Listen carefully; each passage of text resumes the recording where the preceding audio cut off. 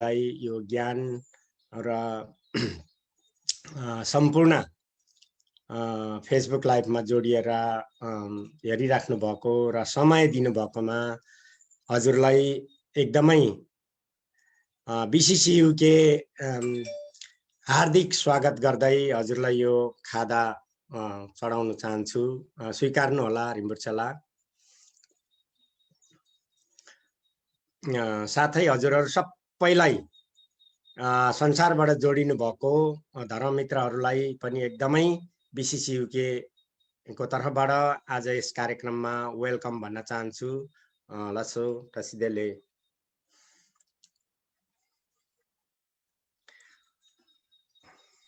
Thank you अदर्शज्यू। ल अब ढिलो नगरिकन हाम्रो श्रद्धेय गुरुलाई आफ्नो टिचिङ सुरु गरिदिनु हुन म हार्दिक अनुरोध गर्दछु। गुरु हजुर अनम्युट गरेर सुरु गरिदिनु होला। धन्यवाद।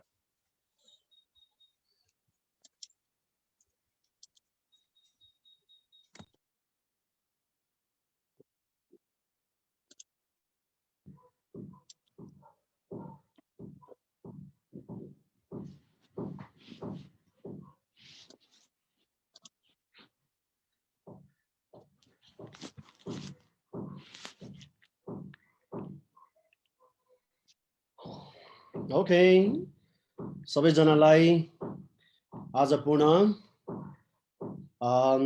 हाम्रो अब यो कति पाँचौं सेसन हो कि आज पाँचौं जस्तो लाग्यो। पाँचौं हो सरी, फिफ्थ हजुर। पाँचौं सेसनमा सबैजना पुनः यसरी जम्मा हुनु भएको छ। धेरै खुसी लाग्यो। सबैजनालाई त्रिरत्नको आशीर्वाद प्राप्त होस् भनी शुभकामना दिँदै अब हामी क्याप्डो सेम्कीबाट सुरु गरौँ। यो क्याप्डो सेम्की भित्री अन्तर्मनदेखि अलिकति परिश्रमै गरेर अलिकति भित्रबाट मनै लगाएर चाहिँ गरिदिनु हुनको लागि म हजुरहरूलाई विनम्र अनुरोध गर्छु। अनि छोटकारीमा हामी पाठ गरौँ। बुद्धं शरणं गच्छामि, धर्मं शरणं गच्छामि, संघं शरणं गच्छामि, बुद्धं शरणं गच्छामि, धर्मं शरणं गच्छामि, संघं शरणं गच्छामि, बुद्धं शरणं गच्छामि, धर्मं शरणं गच्छामि, संघं शरणं गच्छामि।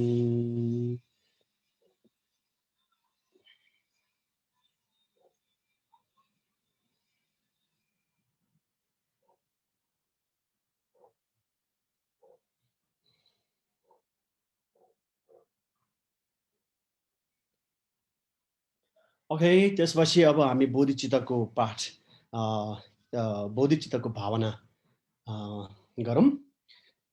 अनि त्यो भावना भन्नाले आज हामी धर्म सुन्नु गइरहेको छु, यो पुण्यको काम। अनि भगवान बुद्धको शासनको चिरायु होस्।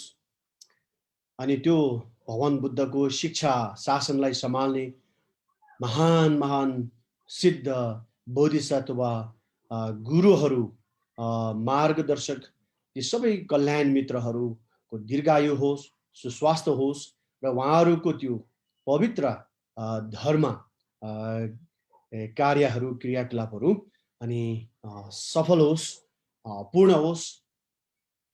अनि विशेष गरिकन नेपाल लगायतका अनि हाम्रा विश्वभरिमा अहिले एकदमै एउटा कोरोना जस्तो रोगले चाहिँ सबैलाई त्रासित बनाएको छ। त्यसैले आज यो पुण्य गरेका बापत सबैको यो त्रास चाहिँ छिटोभन्दा छिटो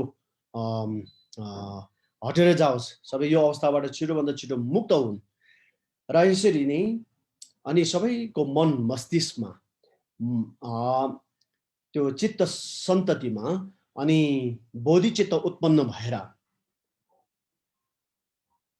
अनि बिस्तारै बिस्तारै संसारको दुःखबाट पूर्ण रूपमा मुक्त भएर अनि तथागतहरूको अवस्थामा भन्नाले बुद्धहरूको अवस्थामा अनि सबैजना पुग्न सकुन् र त्यसको निम्ति मैले यो पाठ गर्दै के अरे धर्म सुन्दैछु, यो पुण्य काम मैले त्यसको निम्ति गर्दैछु र साथसाथमा अनि आफू लगायतका आफ्नो परिवार छरछिमेक जो कोही पनि तपाईँ हामीले सम्झिन चाहनुहुन्छ अनि सबैको लागि सुस्वास्थ्य, दीर्घायु, आरोग्य अनि समृद्धि लगायतका अब के तपाईलाई भावना गर्नु छ त्यसरी चाहिँ आलम्बन गर्न सक्नुहुन्छ, त्यसरी समेट्न सक्नुहुन्छ। जे होस् हाम्रो आजको पुण्यको काम चाहिँ त्यसरी सबैको कल्याण र भलाइको निम्ति समर्पित गर्ने विचार भावनालाई नै बोधिचित्तको भावना भनिन्छ। अनि त्यो भावना एकछिन यसो भित्री मनदेखि नै अनि महसुस गर्दै जगाउनु होला।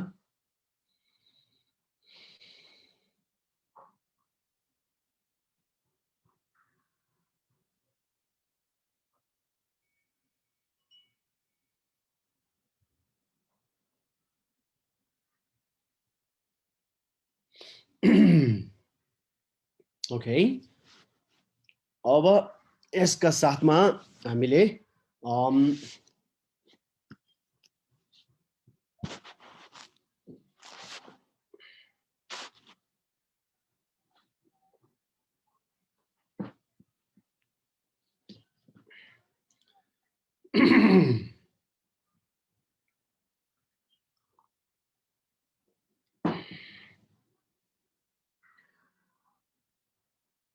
ओके, अब सुरु गरौँ हिजोको हाम्रो टिचिङको क्रमबाट।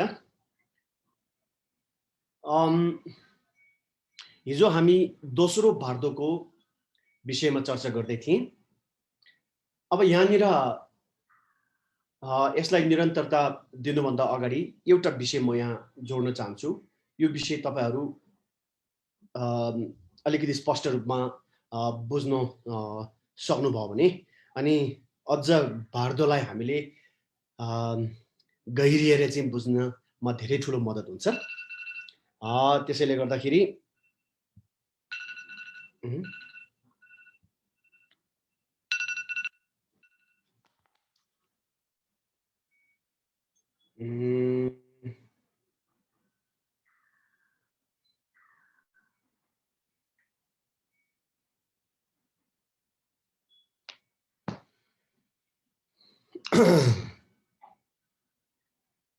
ओके, अब यसलाई यसरी बुझौँ।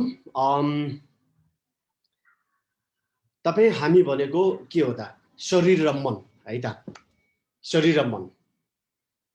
अनि हाम्रो यो शरीर र मनको जो संयुक्त अवस्था छ अहिलेको यो अवस्था, यसलाई हामीले तीन तौरबाट बुझ्न सकिन्छ।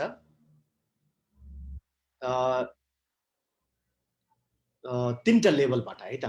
तीनटा लेभलबाट। प्रथम त्यसलाई अब त्यो एकदम के भन्छ त्यसलाई चाहिँ नेपालीमा के भन्छ? त्यो ग्रस अथवा खोर्सलाई के भन्छ नेपालीमा? खोर्सलाई भद्दा भन्छ कि के हो है? मोटो अनि त्यहाँबाट माध्यम अनि मसिनो भने जस्तो कि बुझ्नुभयो नि त? ठुलो अनि सानो अनि एकदम झन सानो भने जस्तो। त्यसैले भद्दा अनि माध्यम अनि के भन्छ सूक्ष्म भनेर जान्छ नि। त्यसैले अब हाम्रो यो शरीर र मनलाई यो तीनटा लेभलबाट हामीले बुझ्न सकिन्छ। पहिला अब शरीरको कुरा गरौँ है त?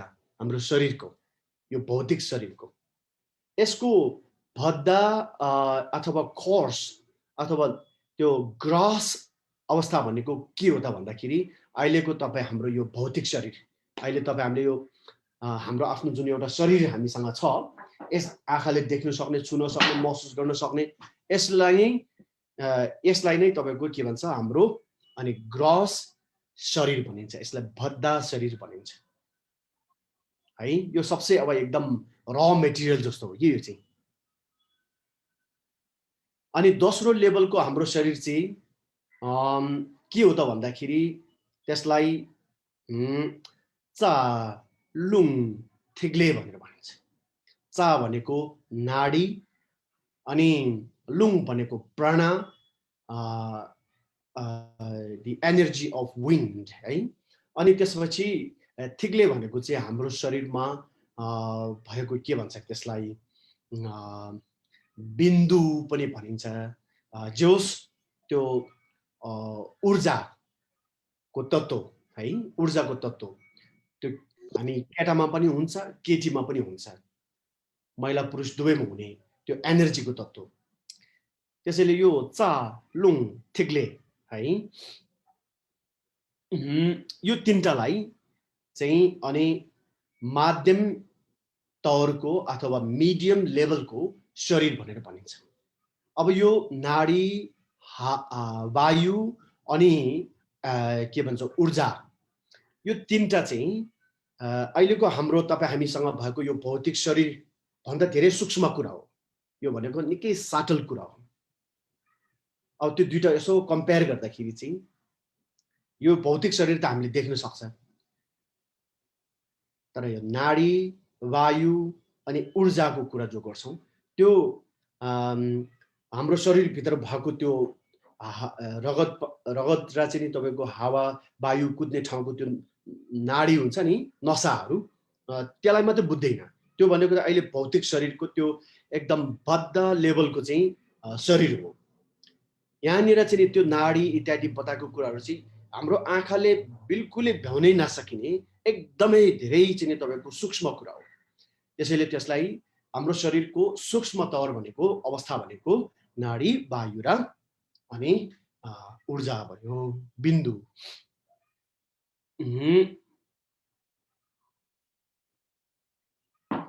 अनि अब त्यो दोस्रो लेभलको चाहिँ शरीर भयो।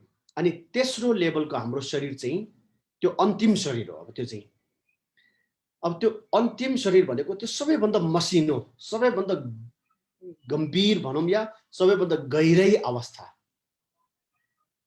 त्यो शरीरको नाम चाहिँ अनेक नामहरू दिएको छ त्यो तन्त्रको उपदेशहरूमा।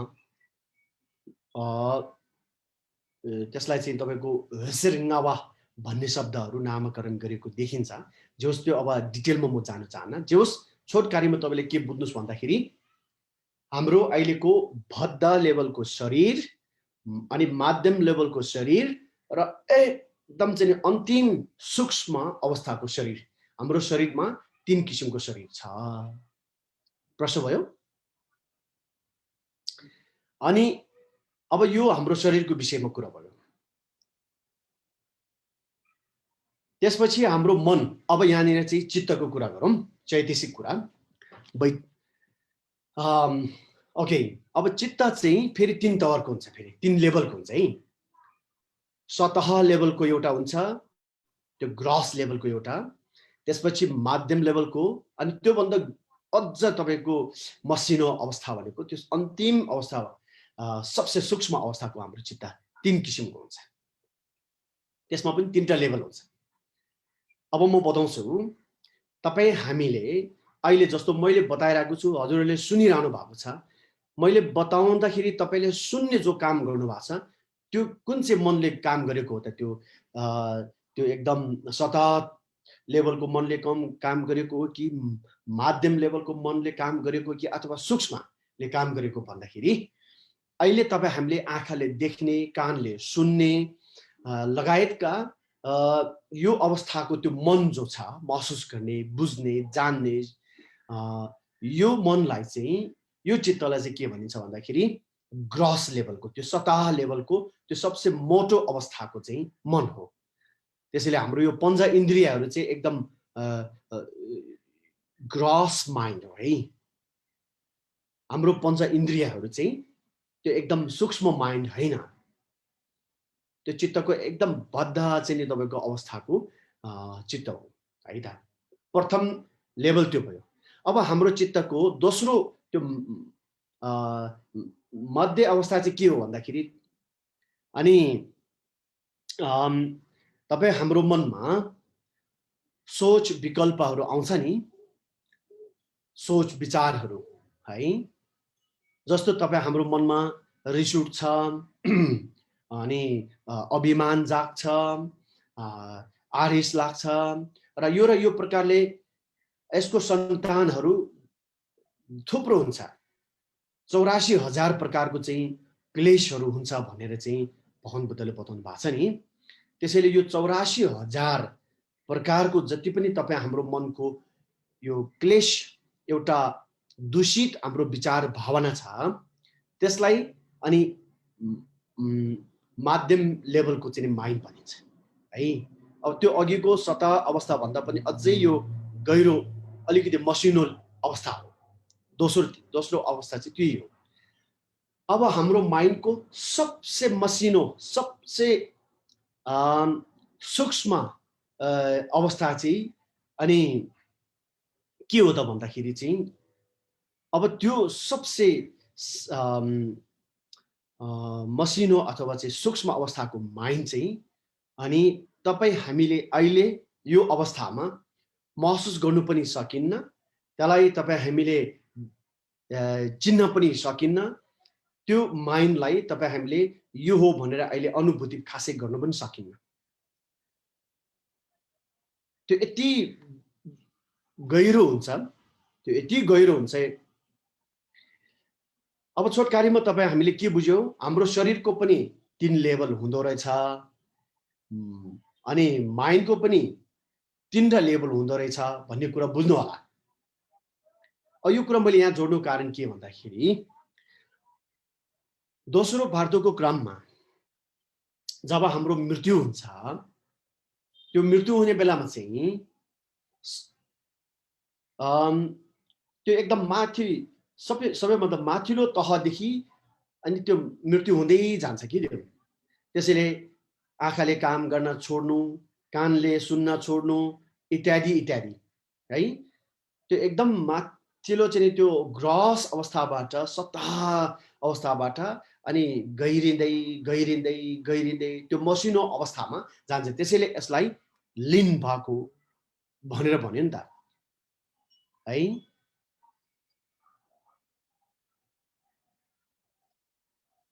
त्यसैले अब जब हाम्रो चित्त विज्ञान चाहिँ आकाश तत्त्वमा लीन हुन्छ, त्यतिखेर हाम्रो बाहिरी सास रोकिन्छ भने नि त्यतिन्जेलसम्म चाहिँ के हो त, त्यतिन्जेलसम्म चाहिँ सतह लेभलको र अनि मिडियम लेभलको माइन्ड चाहिँ हाम्रो चित्त चाहिँ मृत्यु भएको, सरी त्यो सतह लेभलको मात्र है। मिडियम लेभलको माइन्ड चाहिँ अझै मृत्यु भएको छैन, त्यो अन्त्य भएको छैन। जब हाम्रो बाहिरी सास रोकिन्छ र डाक्टरले मृत्यु भयो भनेर भनिन्छ, भारतको ग्रन्थ अनुसार जब हाम्रो चित्त के अरे यो चित्त विज्ञान चाहिँ आकाश तत्त्वमा मिलिन्छ, त्यतिखेर चाहिँ हाम्रो सतह लेभलको माइन्ड मात्र, द ग्रस माइन्ड मात्र, त्यसको मात्र अन्त भएको। अब मिडियम अवस्थाको माइन्डको अन्त हुनु त बल्ल बाँकी नै छ, बल्ल हुनु छ है। त्यसैले यो कुरा हामीले यो अलिकति स्पष्टसँग बुझ्नु जरुरत देखिन्छ। अब त्यसपछि अनि बाहिरी सास रोकेर डाक्टरले मृत्यु घोषणा गरिन्छ। त्यसपछि भारतको उपदेश अनुसार अनि मृत्यु त अझ कमसे कम पनि 50% मृत्यु त हुन बाँकी छ।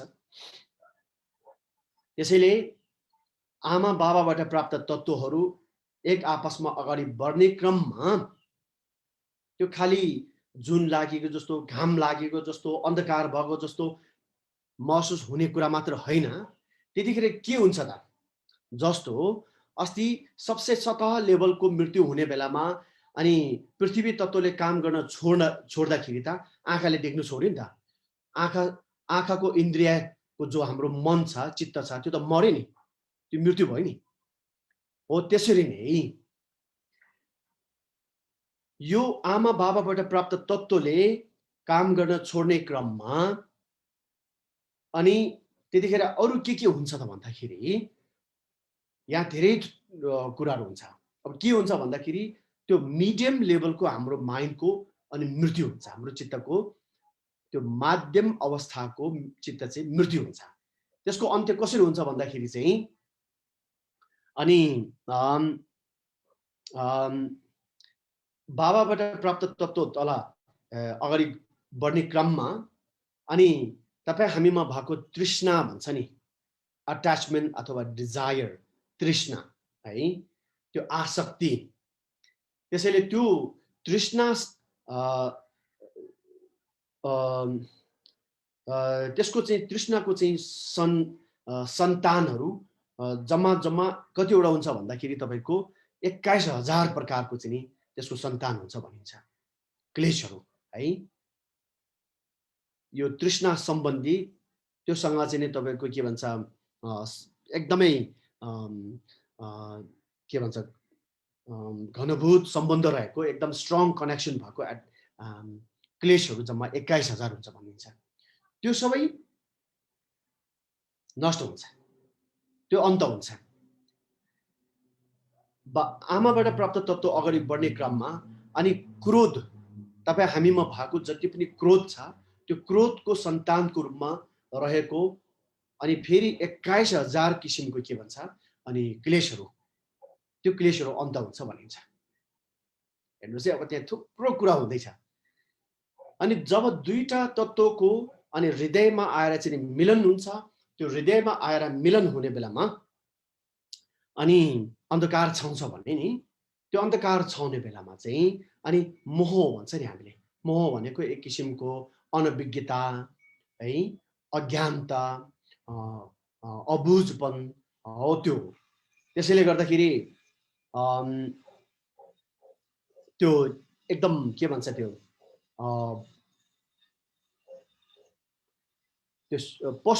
पशु जस्तो एउटा मनलाई चाहिँ अनि चेतनालाई चाहिँ मोह भन्छ कि मोह।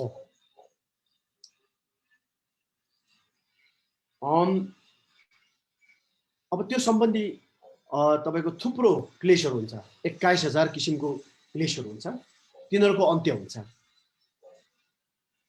यसरी चाहिँ अनि जम्मा तपाईँ हामीमा भएका चाहिँ यो 84,000 क्लेशहरू जो छ तिनीहरू सबै यतिखेर नष्ट हुन्छ।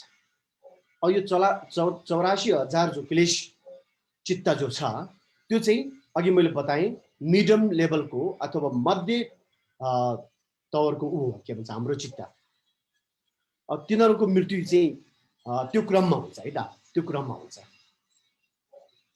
यो कुरा एकदम अब तपाईले अलिकति अझ गहिरेर यसलाई अलिकति ध्यान दिने अनि याद गर्ने कोसिस गर्नुभयो भने यसले तपाईँ हामीलाई धेरै ठुलो शिक्षा दिन्छ, ज्ञान दिन्छ। त्यसैले राम्रोसँग याद गर्नुहोस्। अब कि हामीले नत्र त भारतको ग्रन्थमा यस्तो यस्तो बताएछ अरे, हाम्रो बुद्धिस्ट ग्रन्थमा बताएछ अरे, त्यो पक्कै होला, सच्चै होला भन्ने एउटा मान्ने मात्र भयो भने त त्यो त त्यति राम्रो हुँदैन। अब हामीले मान्नुको लागि जान्नु पर्यो नि त।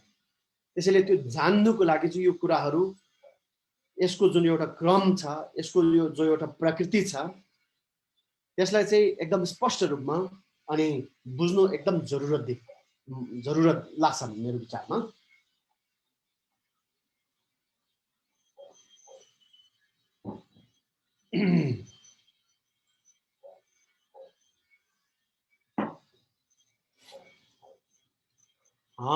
अनि त्यसपछि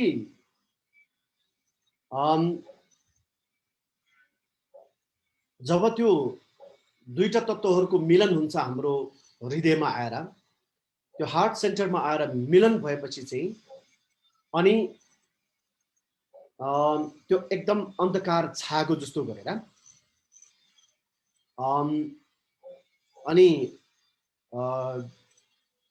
प्राय जस्तो अब साधारण मान्छेहरू जसमा धर्मको कुनै अभ्यास छैन, जसमा चित्तको यथार्थ अवस्था के हो, सत्यता के हो भन्ने कुराको बिल्कुलै ज्ञान अनुभूति छैन भनेदेखि त्यस्तो साधारण व्यक्तिहरू चाहिँ यो मिलन बिन्दुमा आइपुग्दाखेरि अनि बेहोस हुन्छ भनिन्छ, बेहोस हुन्छ भनिन्छ। त्यतिखेर एउटा सानो अनुभूति हुन्छ, त्यो अनुभूति चाहिँ हिजो मैले भने नि एकदम मोमेन्टरी हुन्छ, त्यो एकदम क्षणिक हुन्छ भनेर। एउटा तत्त्व तलतिर एउटा माथितिर अनि हृदयमा गएर चाहिँ भेट भयो, त्यो मिलन बिन्दुमा पुगेपछि अनि अन्धकार छाउँछ। तर त्यतिखेर एकदम क्षणिक रूपमा एउटा एउटा यस्तो आभास हुन्छ, त्यो इङ्ग्लिसमा के भन्छ, त्यो त्यो एउटा पर्सेप्सन भनौँ न इङ्ग्लिसमा, त्यो भनेको एउटा देख्ने, तपाईँ हामीले अनुभूति गर्ने अथवा देख्ने दृश्य हुन्छ, त्यो त्यो एकदम क्षणिक हुन्छ। त्यो अब त्यो क्षणिक दृश्य चाहिँ कस्तो हुन्छ भन्दाखेरि राति जुन चाहिँ नदेख्ने तर जुनको प्रकाशले चाहिँ एक किसिमको उज्यालोपन दिइरहेको रातिको आकाश, जो आकाश एकदम निर्मल छ, बादल कुहिरो केही छैन, एकदम चाहिँ तपाईँको स्पष्ट छ, सफा छ। अनि त्यस्तो बेलामा जुनको किरण अथवा प्रकाशले एक किसिमको उज्यालो छाएको जस्तो त्यस्तो खालको आभास चाहिँ त्यहाँ महसुस हुन्छ भनिन्छ। तर त्यो एकदम क्षणिक हुन्छ। त्यो त्यसलाई के भनिन्छ, प्रभास्वरको आभास भनेर भनिन्छ है, वेसल गिन्नाङवा भनेर प्रभास्वर आभास भनिन्छ त्यसलाई है। अब यहाँनिर एकदम इन्ट्रेस्टिङ कुरा छ। यो जीवनकालमा सद्गुरुको सङ्गतमा आएर सही शिक्षा पाएर अनि सिद्ध शुद्ध परम्पराको विधिमा आधारित धर्म अभ्यास गरेर राम्रो साधक बन्नु सकेको व्यक्ति हो भनेदेखि अब यहाँनिर चाहिँ उसको लागि यो क्षणिक अवस्था चाहिँ, त्यो आभास चाहिँ यस्तो अवसर बनिन्छ जुन अवसरले, यो जुन अवसरको उसले सदुपयोग एक क्षणभरमा गर्नाले चाहिँ उसको के हुन्छ, बुद्धत्व प्राप्ति हुन्छ।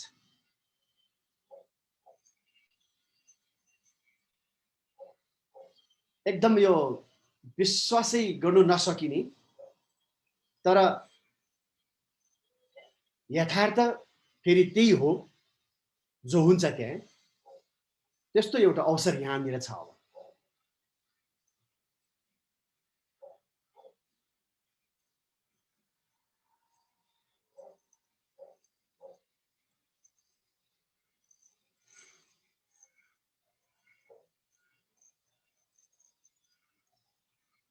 ओके,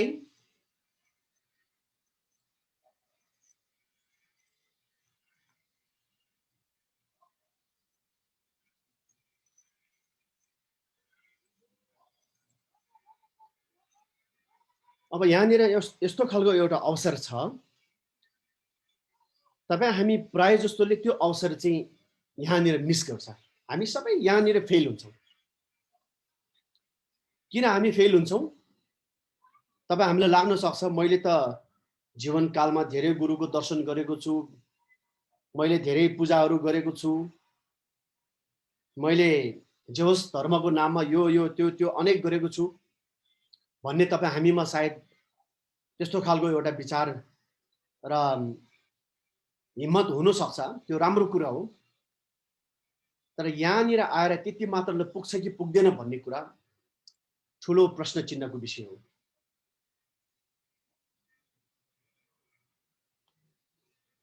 हामीले आफ्नो जीवनकालमा यो एउटा यति दुर्लभ चाहिँ मनुष्यको चोला जो हामीले पाएको छौँ, यसको सदुपयोग तब मात्र हुन्छ जब हामीले सिद्ध शुद्ध परम्पराबाट आएको गुरुको चाहिँ सङ्गतमा, गुरु शिष्यको रूपमा सङ्गत वा सम्बन्ध तपाईँ हामीले जब स्थापना गर्न सक्छौँ,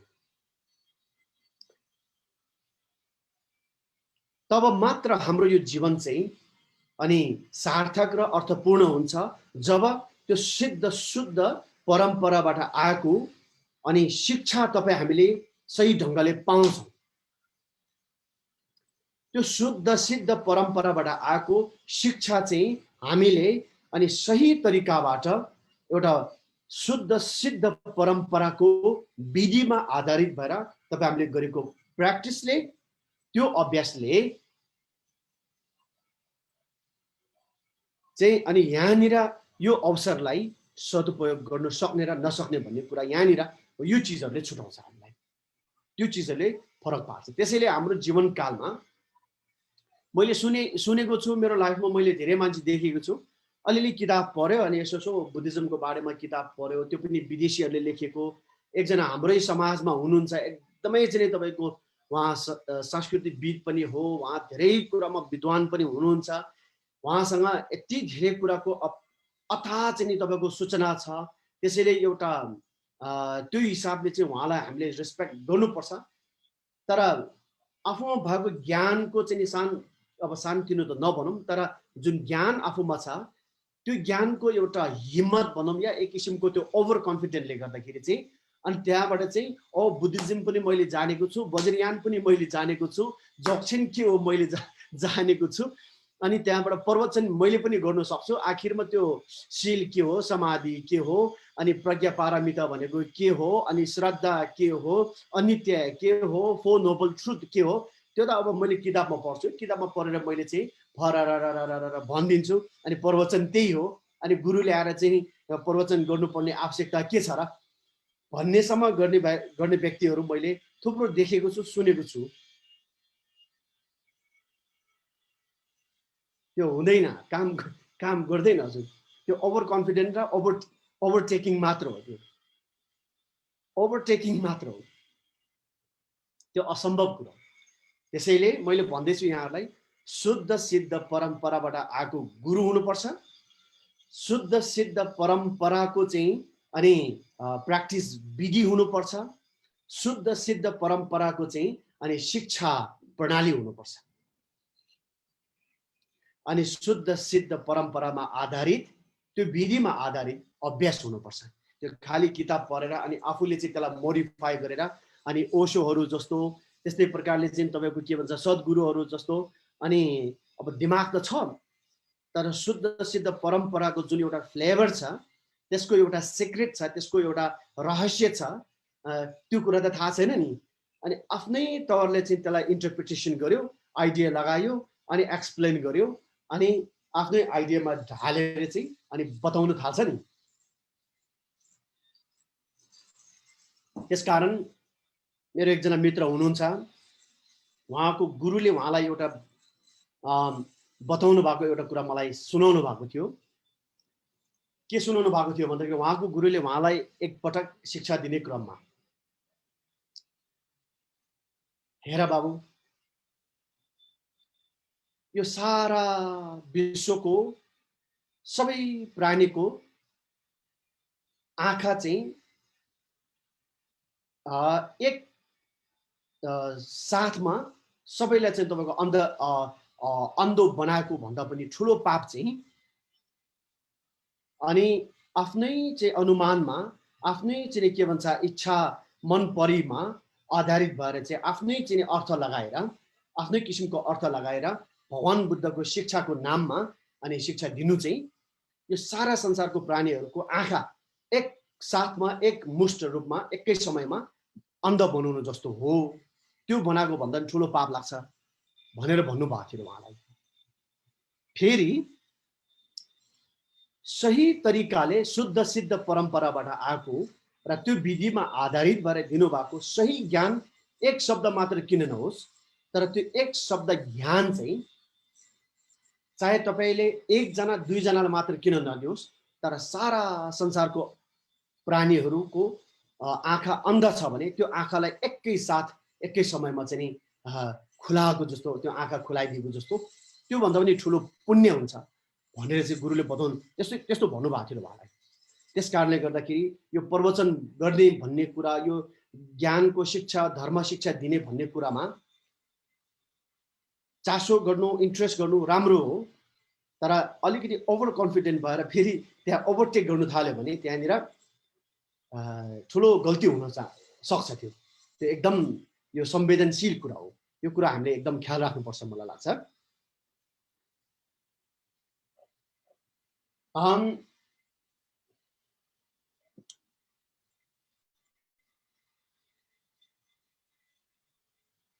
अनि अब यहाँनिर शुद्ध सिद्ध परम्परामा आधारित शिक्षा चाहियो, गुरु चाहियो, अभ्यास चाहियो। त्यो भएको खण्डमा अनि यहाँनिर जब यो मिलन बिन्दुमा पुग्छ र त्यो जुनको चाहिँ प्रकाश छाएको जस्तो, रातिको खुल्ला आकाशमा प्रकाश छाएको जस्तो जुन अनुभूति क्षणिक रूपमा हुन्छ, त्यो हुने क्रममा त्यो शुद्ध सिद्ध परम्पराको ज्ञान, शिक्षा, अभ्यास भएको व्यक्तिले त्यसलाई ट्याक्क क्लिक गर्छ। क्लिक भनेको के हो? हामीले बत्ती ट्याक्क गर्दाखेरि बल्छ नि, हो त्यस्तै मैले जीवनभर खोजेको कुरा त यो पो रहेछ ला भनेर चाहिँ उसलाई चाहिँ त्यहाँ के हुन्छ, क्लिक हुन्छ। उसलाई त्यहाँ चाहिँ तपाईँको त्यो कुरा अनि उसले चाहिँ त्यो कुरालाई के भन्छ, चिन्न सक्छ, जान्नु सक्छ। र त्यो अवस्था उसले चाहिँ पहिचान गर्न सफल हुने बित्तिकै त्यो अवस्थामा अनि अटल रहिरहन्छ। अनि त्यो क्रममा रहने विषयलाई के भन्छ, थुकदाम बस्नु भएको भन्छ नि। गुरुहरू बित्नु भएपछि ओहो गुरु त एकदम सिटिङ पोजिसनमा पोस्ट आफ्टर डेथ मेडिटेसन है मा बस्नु भएको छ, थुकदाम बस्नु भएको छ भनेर हामी भन्छौँ नि, फोटोहरूमा देख्ने गर्छौँ। आखिरमा थुकदाम बस्नु भनेको के हो, के को लागि बसिन्छ र त्यो बस्नु भनेको के हो भन्ने कुरा शुद्ध सिद्ध परम्पराबाट पाएको गुरु, उहाँले दिनुभएको शिक्षा र त्यसको चाहिँ के भन्छ विधिमा आधारित सही ढङ्गले अभ्यास गरेको व्यक्तिले त्यो अवस्थामा आफ्नो चित्तको त्यो के भन्छ यथार्थ स्वभाव चाहिँ अनि खुल्ला सफा आकाशमा चन्द्रमाको प्रकाश छाए चाहिँ आभासको रूपमा चाहिँ देखा पर्ने बेलामा त्यसलाई पहिचान गर्न सकिन्छ। र त्यो पहिचान भएपछि त्यो अवस्थामा ऊ क्लिक हुन्छ। पानी मिसाए चाहिँ ऊ बुद्ध ज्ञानसँग त्योसँग त्यहाँ क्लिक हुनु भनेको ज्ञानसँग सम्मिश्रण हुनु हो, ज्ञानसँग एक हुनु हो। र त्यो ज्ञानसँग एक हुनु भनेको मिसिनु भनेको बुद्ध ज्ञान प्राप्त गर्नु। बुझ्नुभयो नि? यो कुरा पो हुन्छ यहाँनिर। त्यसैले गर्दा हजुरहरूले साँच्चै नै आफ्नो धर्म प्र्याक्टिसहरू जति तपाईँले गर्नुभएको छ एकदम म त्यसको कदर गर्छु, एप्रिसिएट गर्छु, रिजोइस गर्छु। तर त्यसलाई अझ अलिकति त्यसको जुन एउटा डाइरेक्सन छ है, त्यसको दिशा जो छ त्यो चाहिँ अब लानुपर्ने पोइन्ट कहाँ हो, टार्गेट कहाँ हो, अब त्यतातिर चाहिँ त्यो टार्गेट मुखी हुनु पर्यो, त्यो लक्ष्य मुखी हुनु पर्यो, त्यतातिर चाहिँ लानु सक्नु पर्यो, त्यसलाई डाइरेक्टेड नेभिगेटेड गर्नु सक्नुपर्ने हो।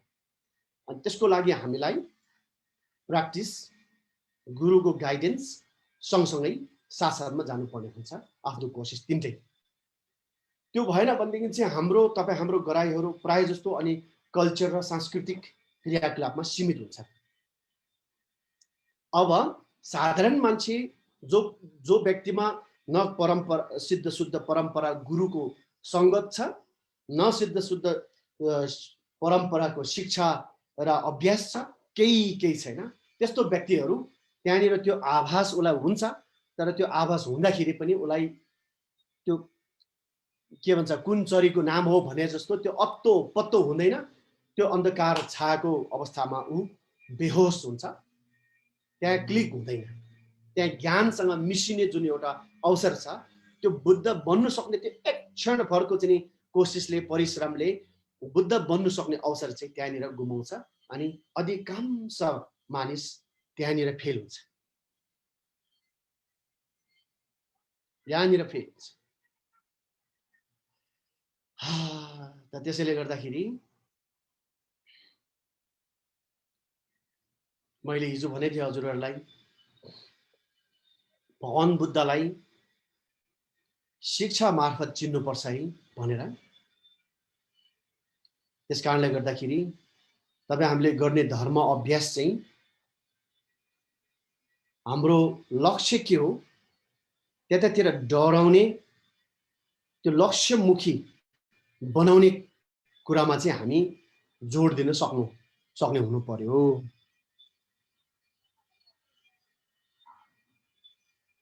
त्यसैले अब आखिरमा फरक पार्ने केले हो त? ज्ञानले हो। ज्ञानले फरक पार्छ। ज्ञान भनेको के हो त? सत्य बोधलाई ज्ञान भन्छ।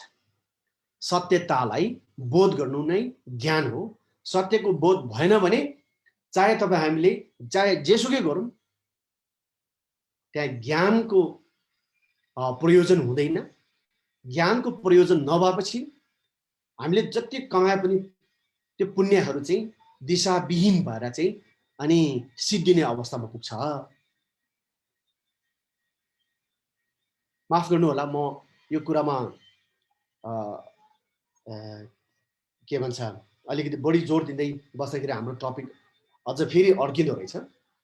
अगाडि बढ्नुमा अलि टाइम लाग्ने हुँदो रहेछ। तर यो कुरा बताउनु जरुरत छ। हेर्नुहोस्, यो मैले जरुरत ठान्छु कि मेरो एकजना गुरुले भन्नुहुन्थ्यो, गुरुले शिक्षा यस्तो दिनु पर्यो जो त्यो शिक्षा लिने पात्रलाई आवश्यक होस्।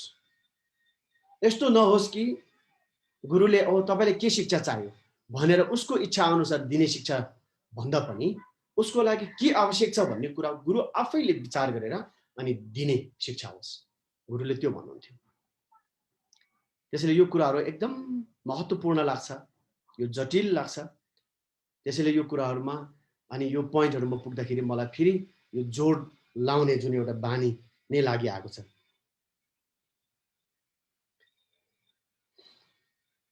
अब फेरि अगाडि बढौँ।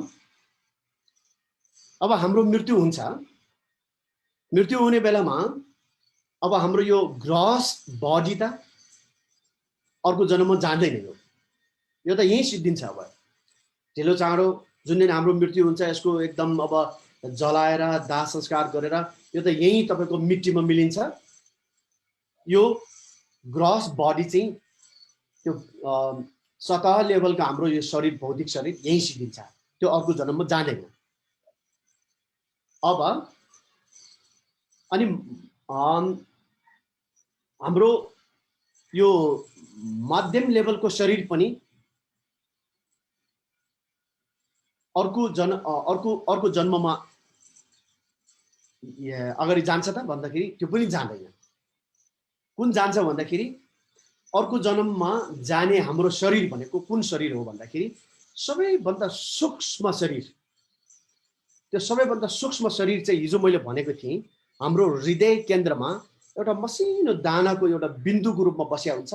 त्यो बिन्दुलाई जब बाबा र आमाबाट प्राप्त तत्त्व एक आपसमा अगाडि बढेर अनि हृदय सेन्टरमा आएर त्यो बिन्दुमा छुन्छ र त्यहाँ गएर भेटघाट हुन्छ। अनि त्यतिखेर चाहिँ त्यो बिन्दु चाहिँ खुलिन्छ, ओपन हुन्छ, ब्रेक हुन्छ भने नि।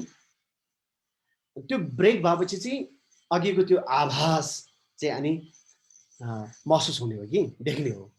त्यसैले गर्दा त्यो सबैभन्दा सूक्ष्म शरीर चाहिँ अहिले हाम्रो यो हृदय सेन्टरमा, हाम्रो हार्ट सेन्टरमा, हृदय केन्द्रमा एउटा यस्तो ऊर्जाको रूपमा छ, ऊर्जा बिन्दु रूपमा छ जुन कुरा अहिले तपाईँ हामीले त्यसलाई महसुसै गर्न सक्दैन है। तन्त्रको उपदेशले त्यो बताएको छ। त्यो सबैभन्दा सूक्ष्म शरीर। अब अर्को जन्ममा जाने शरीर भनेको त्यो सबैभन्दा सूक्ष्म शरीर चाहिँ हो।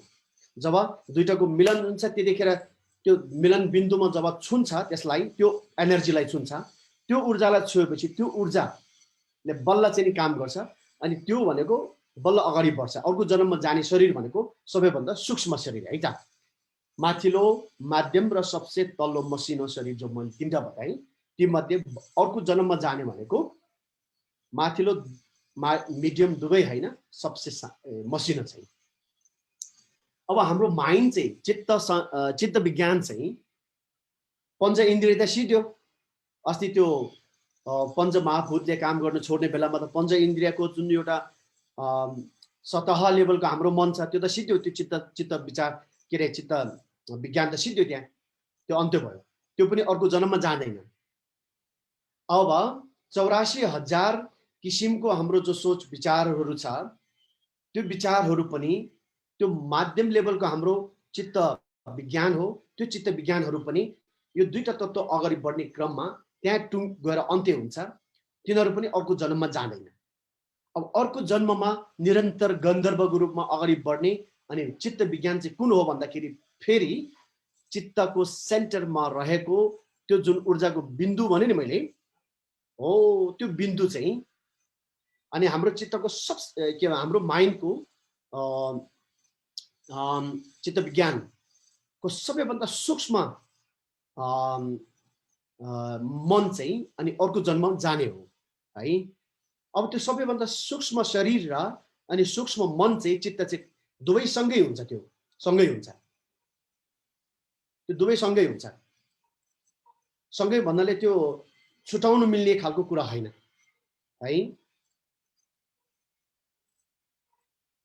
अब त्यसको फरक चाहिँ कसरी छुटाउन सकिन्छ भन्दाखेरि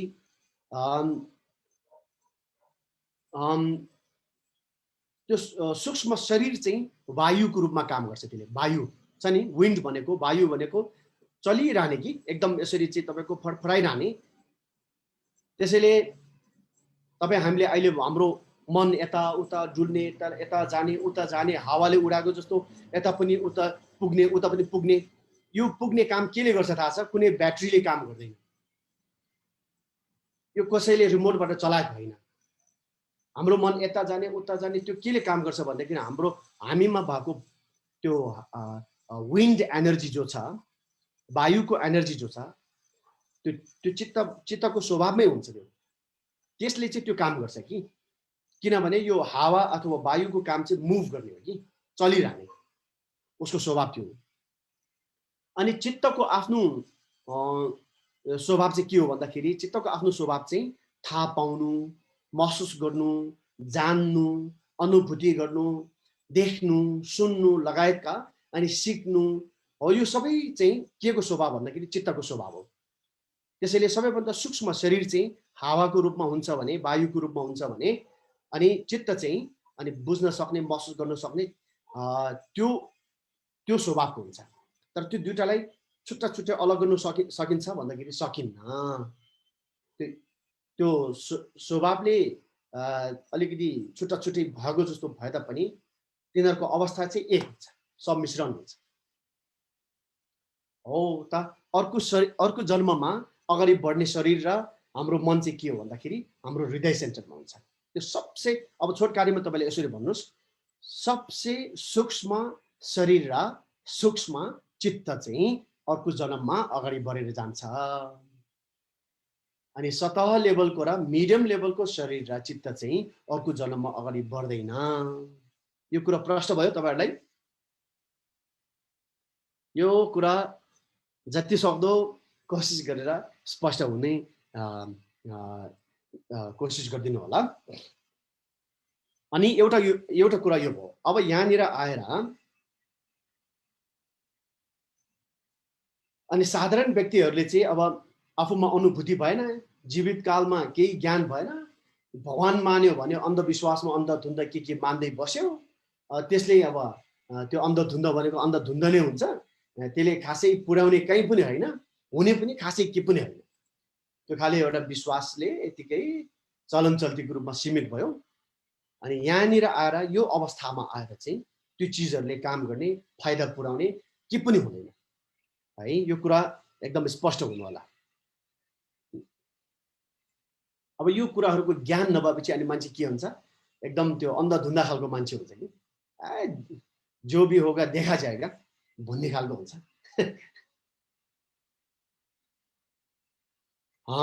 अब यहाँनिर अब अर्को कुरा जोडौँ।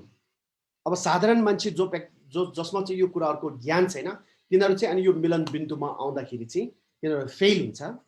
त्यो आभासलाई उसले चिन्नु सक्दैन, पहिचान गर्न सक्दैन। त्यसैले त्यहाँनिर ज्ञान प्राप्त गर्ने जो अवसर छ उसले गुमाउँछ, त्यो फेल हुन्छ। अब त्यो ज्ञान चाहिँ के हो त? अब त्यो ज्ञान चाहिँ के हो त? त्यो आकाशमा जुनको चाहिँ प्रकाश छाएको जस्तो आभास जो देखियो त्यो चाहिँ के हो त भन्दाखेरि, अब याद गर्नु होला, अस्ति हामीले भन्दै आए नि, पञ्चमहाभूतहरू सबै काम गर्न छोड्दै जाँदाखेरि चाहिँ जुन किरेको रूपमा, धुवाको रूपमा, अनि बत्तीको रूपमा, विभिन्न किसिमको के भन्छ लाइटको रूपमा तपाईँ हामीले महसुस गर्दै आयो नि अस्ति। हो, त्यही चिजको निरन्तरता हो। अब त्यो के हो भन्दाखेरि चाहिँ हाम्रो चित्तको वास्तविक स्वभाव हो है। हाम्रो चित्तको वास्तविक स्वभाव जसलाई के भनिन्छ? बुद्ध स्वभाव भनिन्छ। त्यसैले तपाईँ हाम्रो चित्तको वास्तविक स्वभाव चाहिँ बुद्ध स्वभाव भएको हुनाले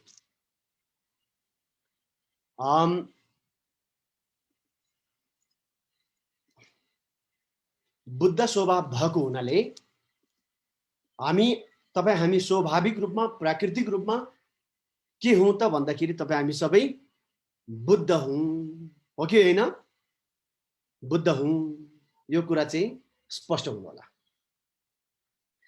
अब हामीले के भन्छ वैदिक सनातन शिक्षाहरूको अब मैले खासै त्यस्तो अध्ययन त गरेको होइन, तर धेरै पटक मैले चासो गरेर वैदिक के भन्छ सिद्धान्तले के भन्छ भन्ने कुराहरू थुप्रो कुरामा मैले चासो गरेको छु, अध्ययन पनि हल्का फुल्का गरेको छु। अनि अब सबै त हामीले अब त्यो बुझ्यो भनेर चाहिँ घमण्ड गर्नु मिल्दैन, तर मोटामोटी रूपमा पक्की हामीले के भन्नु सकिन्छ भन्दाखेरि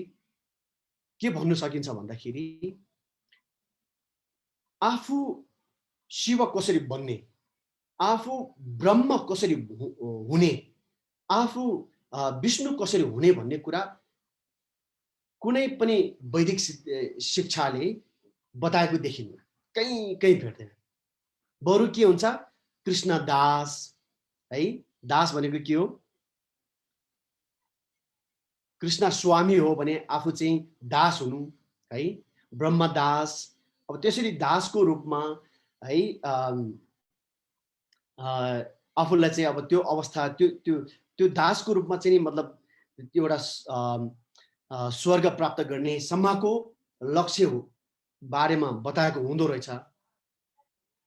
तर आफू ब्रह्म कसरी बन्ने, आफू विष्णु कसरी बन्ने र शिव कसरी बन्ने भन्ने कुरा वैदिक सनातन शिक्षा पद्धति कहीँ कतै छैन। यसले के स्पष्ट पार्छ भन्दाखेरि चाहिँ जसरी बुद्धिज्ममा बुद्ध शिक्षाले के भन्छ, तपाईँ हामी आफै बुद्ध हो स्वाभाविक रूपमा, हामी त त्यो बाटो बिराएको राजकुमार हो। बाटो बिराएर चाहिँ राजकुमार बाटो बिराएर चाहिँ कहाँदेखि कहाँ पुगेर अहिले अब एउटा राजाको पहिचान हराएको अवस्था मात्र हो। तर जुन दिन तपाईँ हामीले कोसिस गर्छौँ, पहिचान प्राप्त गर्छौँ, त्यतिखेर हामी फेरि जो हो त्यही अवस्थामा हामी पुग्न सक्छौँ। त्यसैले हामी भनेको खालि एउटा कसैको दास भएर बस्ने र बुद्ध स्वयं चाहिँ बुद्ध कहिले नहुने, बुद्ध दास भएर बस्ने भन्ने कुरा चाहिँ बुद्ध शिक्षाले कहीँ भन्दैन। बुद्ध शिक्षाले मान्छे त अब भन्नै परेन, तपाईँको भुसुना, किरा फटेङ्ग्रा, भूत प्रेत, नरक प्राणीदेखि ल्याएर चाहिँ ब्रह्मसम्म सबै वास्तवमा स्वाभाविक रूपमा सबै बुद्ध हो भन्ने कुरा त्यसमा एकदम के भन्छ पक्की गरेको छ। र जो बुद्ध स्वभाव तपाईँ हामीमा, भुसुना किराहरूमा अनि भगवान बुद्धहरूमा जो स्वभाव छ, त्यो बुद्ध स्वभावमा बुद्धको स्वभाव चाहिँ माथि एकदम आसमान जस्तो, तपाईँ हाम्रो बुद्ध स्वभाव चाहिँ एकदम जमिन मुनिको जस्तो तुच्छ छैन, केही फरक छैन। जो बुद्ध स्वभाव बुद्धहरूको छ त्यही सम्मान तपाईँ हामी सबैको बुद्ध स्वभाव छ भनेर चाहिँ त्यो ग्यारेन्टी ठोकेको छ कि। त्यसैले यो सुखद सन्देश तपाईँ हामीले बारम्बार आफूलाई स्मरण गराउनुपर्छ। कति खुसीको कुरा, कति एउटा मङ्गलमय शुभकामना भन्छ नि, योभन्दा मङ्गलमय शुभकामना अरू के हुन सक्दैन कि। हामी त वास्तवमा त हो रहेछ नि, सानोतिनो त होइन रहेछ नि, हैन। त्यसैले हामी सबै वास्तवमा बुद्ध हौं। अनि हामी आफै चाहिँ प्राकृतिक स्वाभाविक रूपमा बुद्ध हो भन्ने कुरा बुद्ध शिक्षामा बाहेक अरू कुनै पनि शिक्षा प्रणालीले बताएको हुँदैन। यो बुद्धिज्मको एउटा असाधारण विशेषता हो। यो कुरा पनि तपाईहरुले याद राख्नुपर्छ। फरक छ नि त। अब हाम्रो चित्तको स्वभाव बुद्ध कसरी हो भन्ने विषयमा अलिकति चर्चा गरौँ ताकि तपाईहरु अझ पनि स्पष्ट होस्। हुन त अब पहिला सुन्नेहरुलाई यो कुरा थाहा भइसकेको हो, भए पनि तपाईहरुले स्मरण होस्। जो नयाँ छ तपाईहरुको लागि यो एकदम नौलो एउटा नवीन एउटा के भन्छ शिक्षा हुन सक्छ, नलेज हुन सक्छ। त्यसकारणले गर्दा तपाईहरुले एकदम ध्यान दिएर सुनिदिनुस्।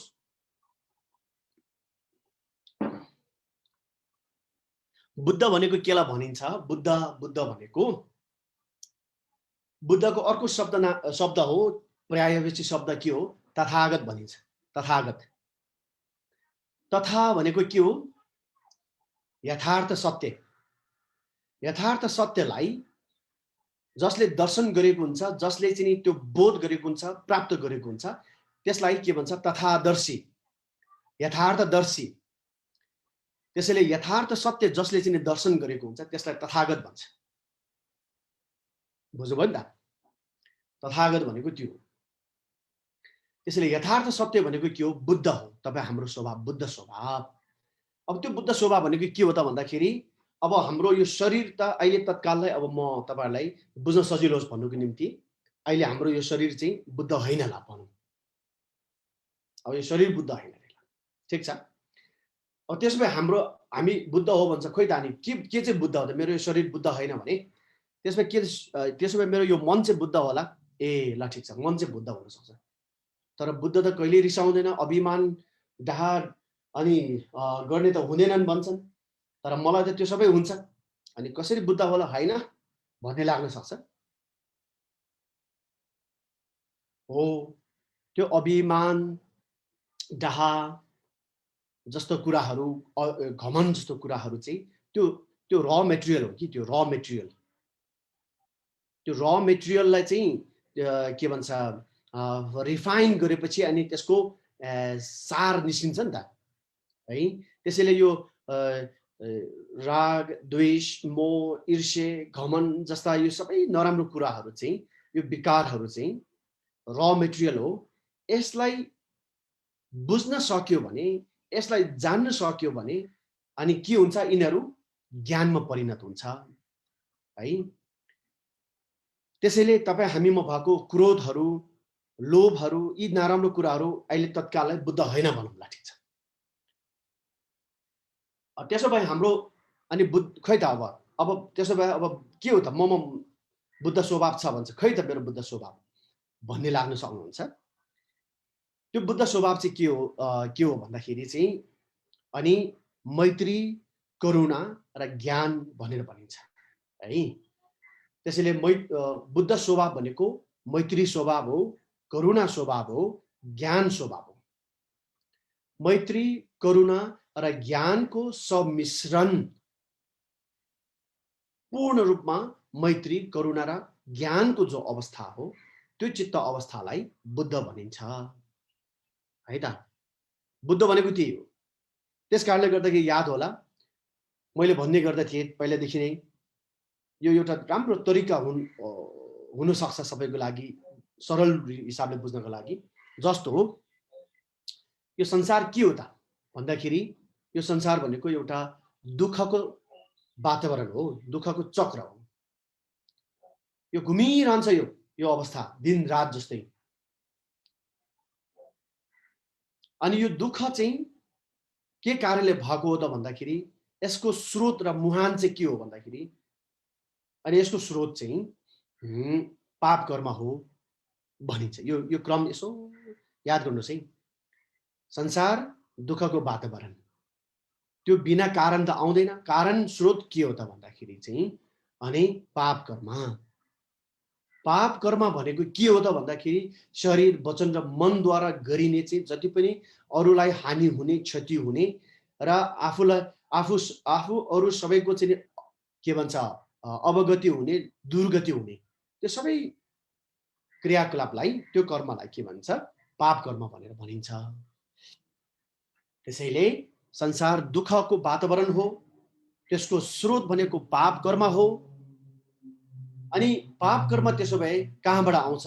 पाप कर्मको स्रोत के हो त भन्दाखेरि पाप कर्मको स्रोत हो तपाईँ हाम्रो मनमा भएको क्लेशहरू। त्यो क्लेशहरू राग, द्वेष, मोह, ईर्ष्या, घमण्ड जस्ता कुराहरू, यिनीहरू चाहिँ पाप कर्मको स्रोत हो है। अब रिसको स्रोत नै छैन, रिस एउटा स्रोतको रूपमा रिस नै छैन भने अनि एक आपसमा झै झगडा गरेर अनि हानाहान मारामार गर्ने कर्मै हुँदैन नि त। त्यो कर्मै नभएपछि जेल जानुपर्ने, सजाय भोग्नुपर्ने दुःखै हुँदैन नि त, नरक भोग्नुपर्ने दुःखै हुँदैन नि, त्यो परिणामै हुँदैन नि त। त्यसैले त्यो परिणाम कहाँबाट आयो भन्ने कुरा त स्रोतबाट आयो, कारणबाट आयो भन्ने कुरा त स्पष्ट छ। अब त्यसो भए यो क्लेशहरू कहाँबाट आउँछ? राग, द्वेष लगायतका चाहिँ क्लेशहरू कहाँबाट आउँछ? यिनीहरूको स्रोत के हो त भन्दाखेरि यिनीहरूको स्रोत हो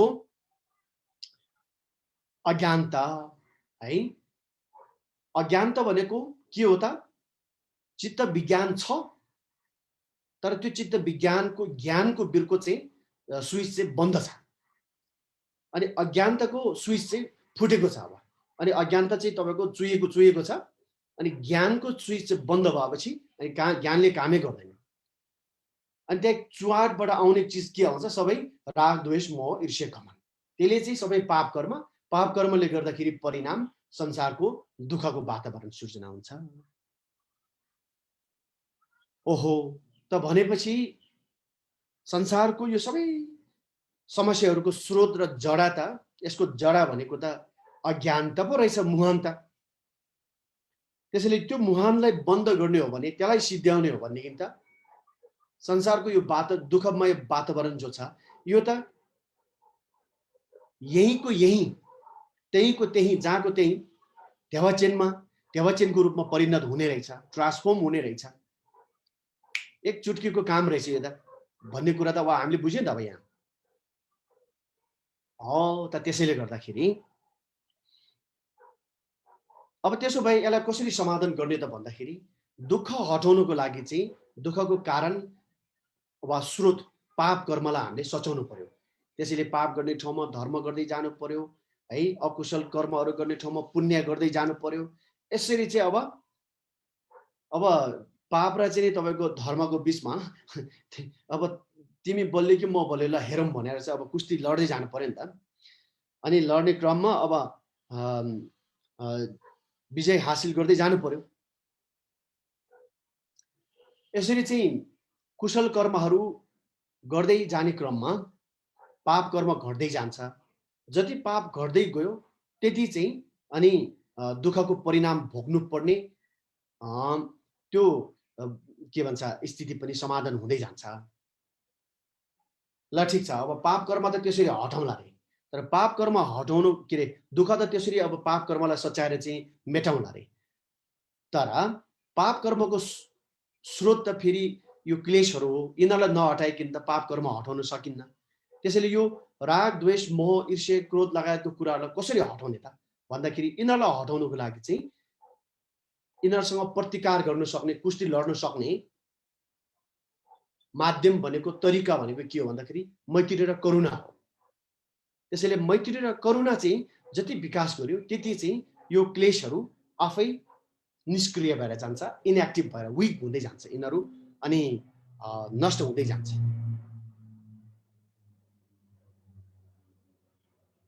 ठिक छ, अब यो क्लेशहरूलाई हटाउनुको लागि त हामीले मैत्री र करुणा विकास गरौँला रे, तर तिनीहरूको स्रोत त अज्ञान त हो नि त। अज्ञानलाई कसरी हटाउने? अब त्यसलाई नलडाइकन त हामी त अनि फेरि अब मुहान त ज्वार त रोकिन्न, चुया गर्छ। त्यसैले गर्दाखेरि त्यो कसरी ठिक पार्ने भन्दाखेरि चाहिँ अनि त्यसको ठिक विपरीत तत्त्व चाहिँ के हो भन्दाखेरि अज्ञानको ठिक विपरीत तत्त्व भनेको अज्ञानलाई मेटाउन सक्ने, नामेट पर्न सक्ने, त्यसलाई अपरूट गर्न सक्ने एउटै चाहिँ विधि भनेको, उपाय भनेको ज्ञान हो। अज्ञानताको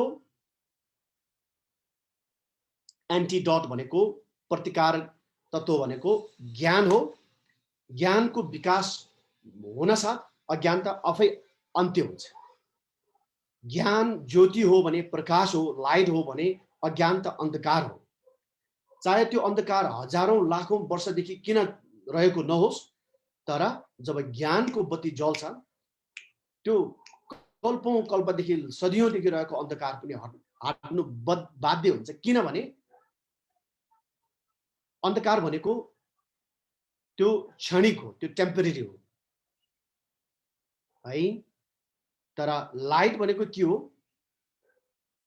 त्यो अन्धकारको हिसाबले विचार गर्ने हो भनेदेखि चाहिँ लाइट भनेको के भन्छ, एउटा सत्य जस्तो है। त्यसको चाहिँ एउटा स्वामित्व हुन्छ, उसको शक्ति हुन्छ। त्यस कारणले अब यहाँनिर यसरी बुझौँ, अज्ञानता भनेको असत्य हो, भ्रम हो, अनि ज्ञान भनेको सत्य हो, वास्तविक यथार्थ हो। त्यसैले सत्यताको अगाडि असत्य भन्ने कुरा टिक्दैन।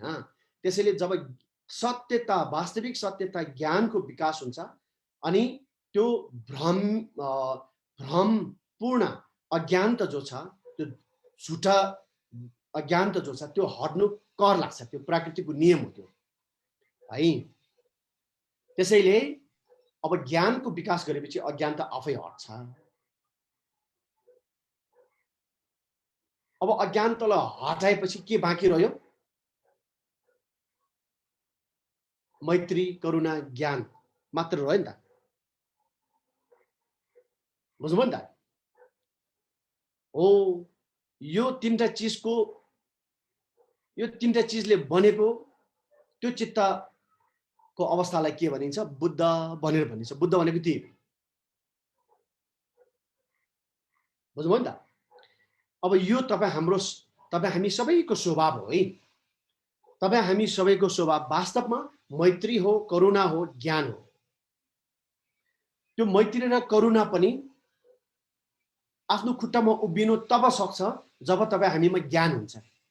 जबसम्म तपाईँ हामीमा ज्ञान जाग्दैन तबसम्म हाम्रो मैत्री र करुणा पनि खलबलिन्छ, खुट्टा लडबडिन्छ कि उनीहरू टिक्न सक्दैन, आफ्नो खुट्टामा उभिन सक्दैन उनीहरू। त्यस कारणले गर्दाखेरि हामीले दान दिनु, शील पालना गर्नु, ध्यान गर्नु, जप गर्नु इत्यादि चाहे जेसुकै गर्नु त्यो ज्ञानमा आधारित भएर गर्नुपर्छ। अनि बल्ल यो चिजहरूले पक्का चाहिँ मुक्ति र तर्ने र बुद्ध ज्ञान प्राप्त गर्ने काम गर्छ। ज्ञानमा आधारित भएर गर्न सकेन भने दान गरे तापनि, जेसुकै गरे शील पालना गरे तापनि तिनीहरूले तार्ने काम गर्दैन। तिनीहरूले हामीलाई मुक्ति र बुद्ध ज्ञान दिलाउने काम गर्न सक्दैन। त्यसैले तपाईँ हाम्रो चाहे पाठ होस्, ध्यान होस्, जप्ने होस्, कोरा गर्ने होस्, ढोग होस्, जेसुकै होस्, त्यो सबै धर्म अभ्यास चाहिँ केमा आधारित भएर गर्न सक्नु पर्यो? ज्ञानमा आधारित भएर। त त्यसो भए ज्ञान के हो त? हो, चित्तको स्वभाव मैत्री र करुणा रहेछ भन्ने कुरा स्पष्ट हुनु पर्यो। त्यो कुरामा तपाईँ हामी कन्फिडेन्ट हुनु पर्यो, क्लियर हुनु पर्यो, पक्का हुनु पर्यो। बल्ल तपाईँ हामीमा ज्ञानको केही जग बस्यो होला। अनि त्यो ज्ञान तब जाग्छ जब तपाईँ हामीले सबै चिजको स्वभाव अनित्य रहेछ,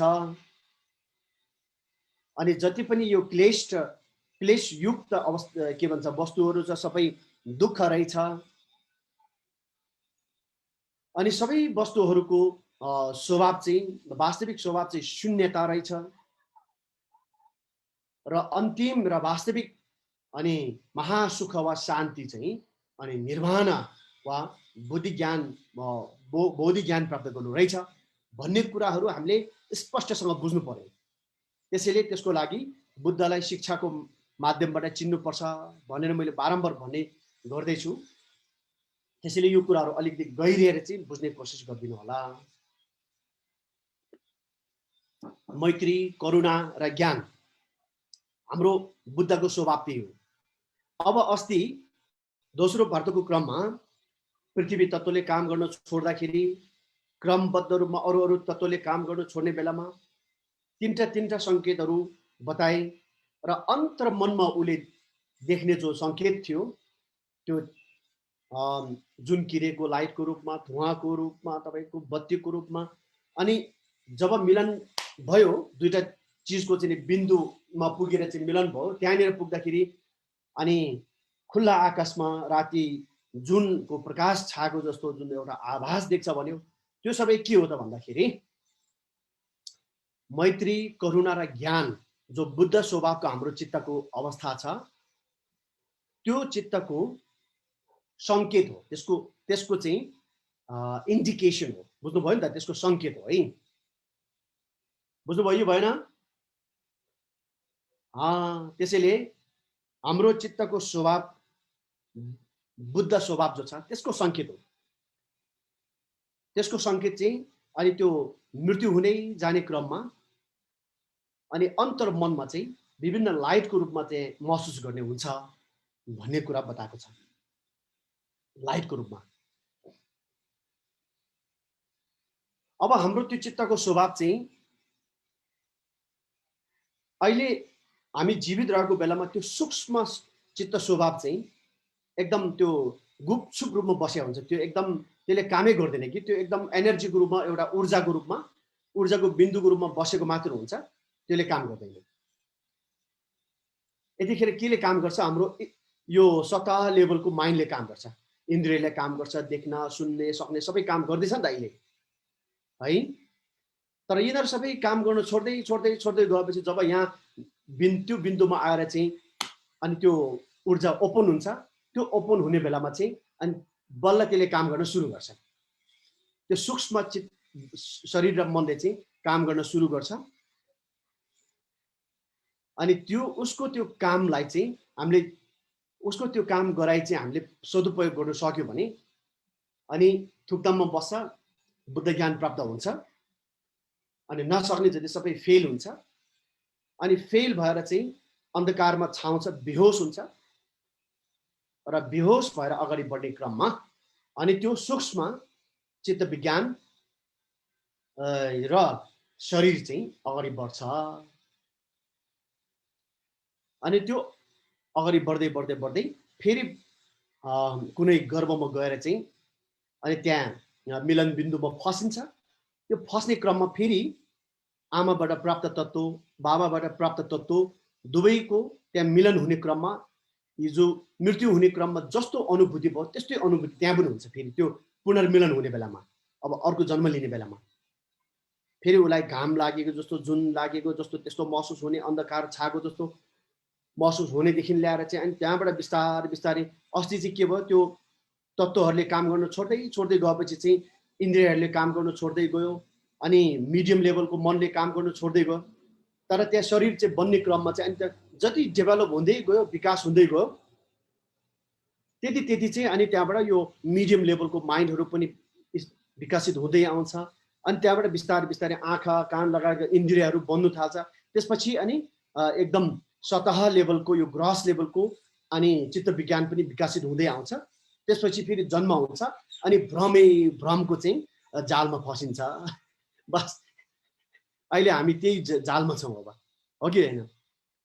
आज हामी त्यो जालमा फसेर कति वर्ष भयो? 40, 50, 60, 70 वर्ष पुग्यो नि अब है। हामी त अब अहिले जालमा छौँ। अहिले जाल एकदम सञ्जालमा छौँ अहिले। अब यो क्रम यति इन्ट्रेस्टिङ छ कि मृत्युको बेलामा चाहिँ त्यो सबै काम गर्न छोड्दै जान्छ। अनि ग्रस लेभलदेखि मिडियम लेभलदेखि सूक्ष्म लेभलसम्म सिद्धिँदै जान्छ। फेरि त्यो सूक्ष्म लेभलको शरीर र माइन्ड चाहिँ अगाडि बढ्छ र गर्भमा जान्छ। त्यो गर्भमा जब माता र पिताको अनि तत्त्व मिलन हुन्छ अनि उसलाई चाहिँ घाम लागेको जस्तो, जुन लागेको जस्तो, अन्धकार छाएको जस्तो त्यो सबै महसुस हुन्छ। अस्ति चाहिँ के भन्छ त्यो अनुलोम प्रतिलोम भन्छ नि, अस्ति अनुलोमको रूपमा भयो भने अब यहाँनिर प्रतिलोमको बेलामा के रूपमा हुन्छ फेरि अब है। त्यसैले अनि त्यो मिडियम लेभलको सबै फेरि 84,000 क्लेशहरू, त्यो मिडियम लेभलको माइन्डहरू विकास हुँदै आउँछ आमाको गर्भमा। अनि बिस्तारै बिस्तारै ग्रस लेभलको माइन्डहरू अनि विकसित हुँदै जान्छ, जन्मिन्छ।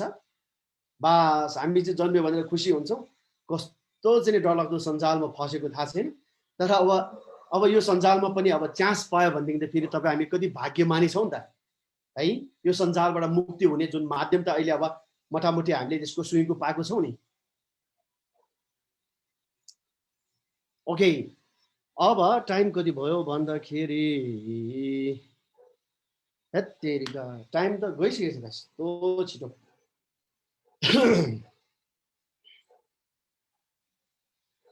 हाम्रो सेसन त अझै 2टा होइन 3टा 4वटा थप्नु पर्ला जस्तो देखिन्छ।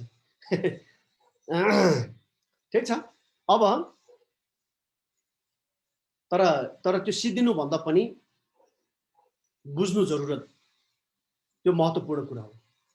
अब आज धेरै कुरा बुझ्यो होला मेरो विचार, मलाई आशा छ। जुन कुरा एकदमै महत्त्वपूर्ण विषयहरू हो, त्यसैले यो विषयहरू पहिला मैले त्यति साह्रो डिटेलमा यतिको डिटेलमा त्यति भन्ने गरेको थिएन, किनभने अब एकचोटि सुन्यो, दुईचोटि सुन्यो, सुन्दै जाने क्रममा अनि त्यो स्पष्ट झन् स्पष्ट हुँदै जाने कुरा हो। एकैचोटि सबै कोचार्यो भने अनि फेरि बुझ्न गाह्रो हुन्छ, डाइजेस्ट हुनु। जे होस्, अब मृत्यु हो यसरी हुन्छ। अनि जब त्यो 2टा तत्त्वको मिलन भइसकेपछि चाहिँ अनि पूर्ण रूपमा मृत्यु हो। अब त्यहाँबाट चाहिँ पुनर्जीवित हुने कुनै चान्सेस हुँदैन। अनि जो हाम्रो खुसीमान साहबले सोध्नुभयो नि, त्यो मृतकको दिन कहिलेदेखि गन्ने, मतलब त्यो 49 डेजको दिन सुरुको दिन कसरी कहिलेदेखि गन्ने, अनि त्यो आमा बाबाबाट प्राप्त तत्त्वले त्यसको क्रम सिद्धिनुलाई कति समय अवधि लाग्छ भन्ने कुराहरू। अब यो विषयमा मैले हिजो भन्नु त भने, तर पनि यहाँ अझै म के स्पष्ट पार्न चाहन्छु भने, मान्छे मृत्यु भएपछि डक्टरले जब घोषणा गर्छ त्यो समयबाट दिन गन्ती चाहिँ त्यही दिनबाट गर्नु चाहिँ सबैभन्दा बेस्ट हो। किनभने तपाईँ हामीलाई थाहा छैन नि त त्यसपछिको प्रोसेस चाहिँ कति लाग्छ कति लाग्दैन भने त्यो यकिनकै साथ भन्ने सक्ने कुनै आधार छैन। तपाईँ हामीलाई त्यो पत्ता लगाउन सक्ने कुनै आधार वा माध्यम नभएपछि अब हामीले त कुनै पनि कसर बाँकी नराखिकन उसलाई हामीले मद्दत गर्ने कोसिस गर्नु पर्यो।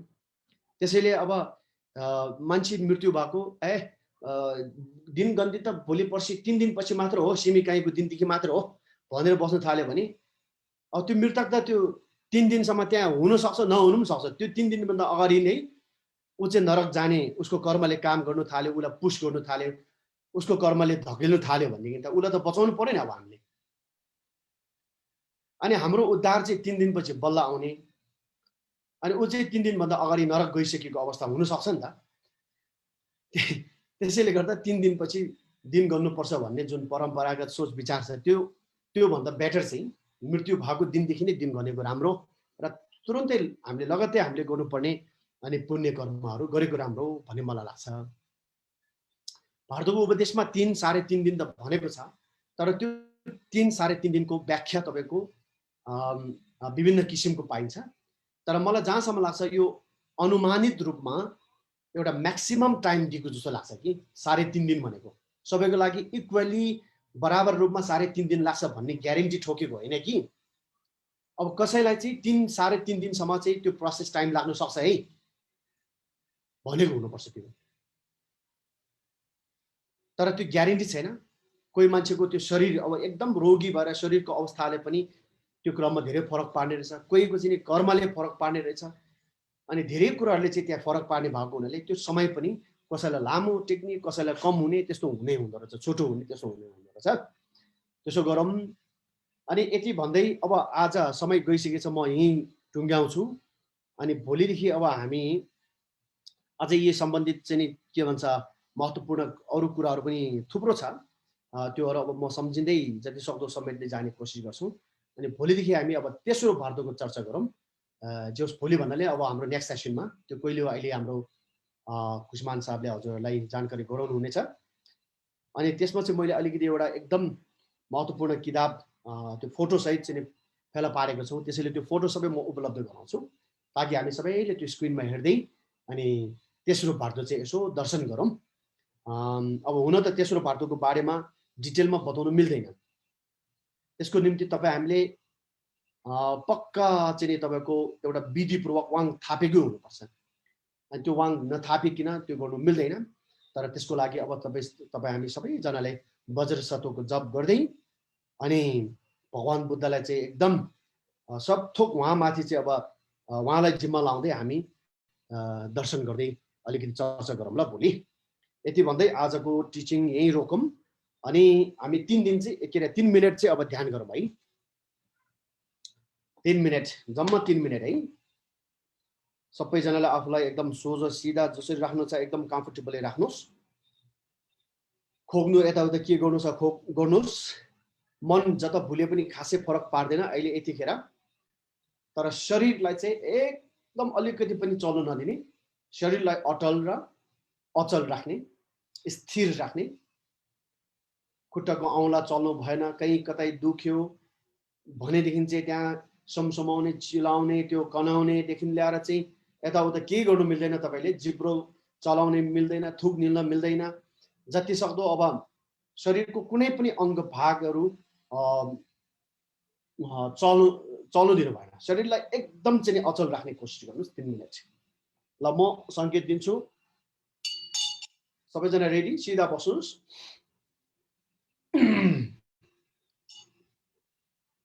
ओके, 5 3 4 3 2 1।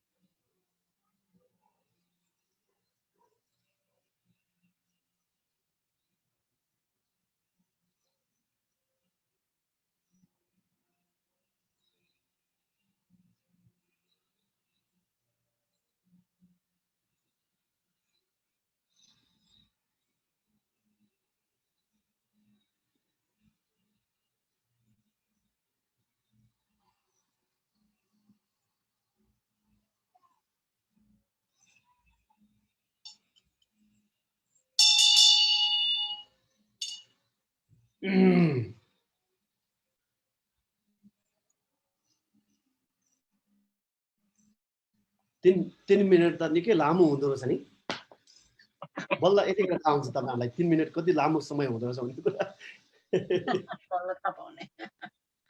ओके अब लास्टमा ngowa गरौँ है त Sunam di kamche sipanye omne anam kega naje aloin rubai sebe sobe rubai rubai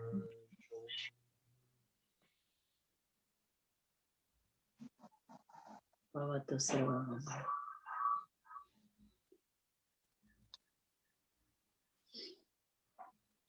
okay सबैजनालाई धन्यवाद छ राम्रोसँग धन्यवाद धन्यवाद गुरु हजुर म्युटमै राख्नुहोस् एकछिन तपाईँहरूलाई एकछिन बोल्ने मौका दिन्छ अहिले पछि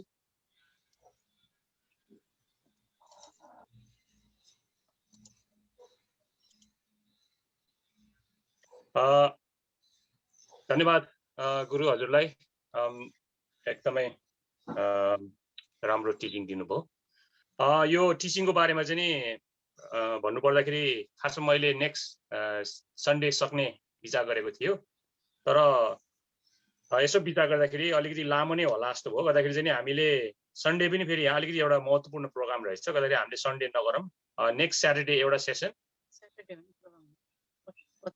25 सन्डे हो नि स्याटरडे एउटा प्रोग्राम गरौँ सेसन त्यसपछि चाहिँ नि मेको 1 र 2 स्याटरडे सन्डे गर्दाखेरि 3वटा सेसन राख्यो भने त्यसपछि पनि अझै नभ्याउला जस्तो भयो भने हामी अगाडि बढौँला र अहिलेको लागि चाहिँ नि हामीले मेको 2 तारिक सन्डेको दिनमा चाहिँ नि सकिने त्यो हिसाबले जाम गर्दाखेरि त्यसपछि अझै भ्याउनु भएन भने फेरि हामी अर्को सेसन पनि थपौँला त्यो केही छैन भन्दै हजुरलाई फेरि पनि एकदमै धेरै धेरै धन्यवाद दिँदै अब हजुरहरूको कुनै क्वेसनहरू छ भने प्लिज तपाईहरुले चाहिँ अनम्युट गरेर गुरुलाई क्वेसन राखिदिनु होला थ्यांक यू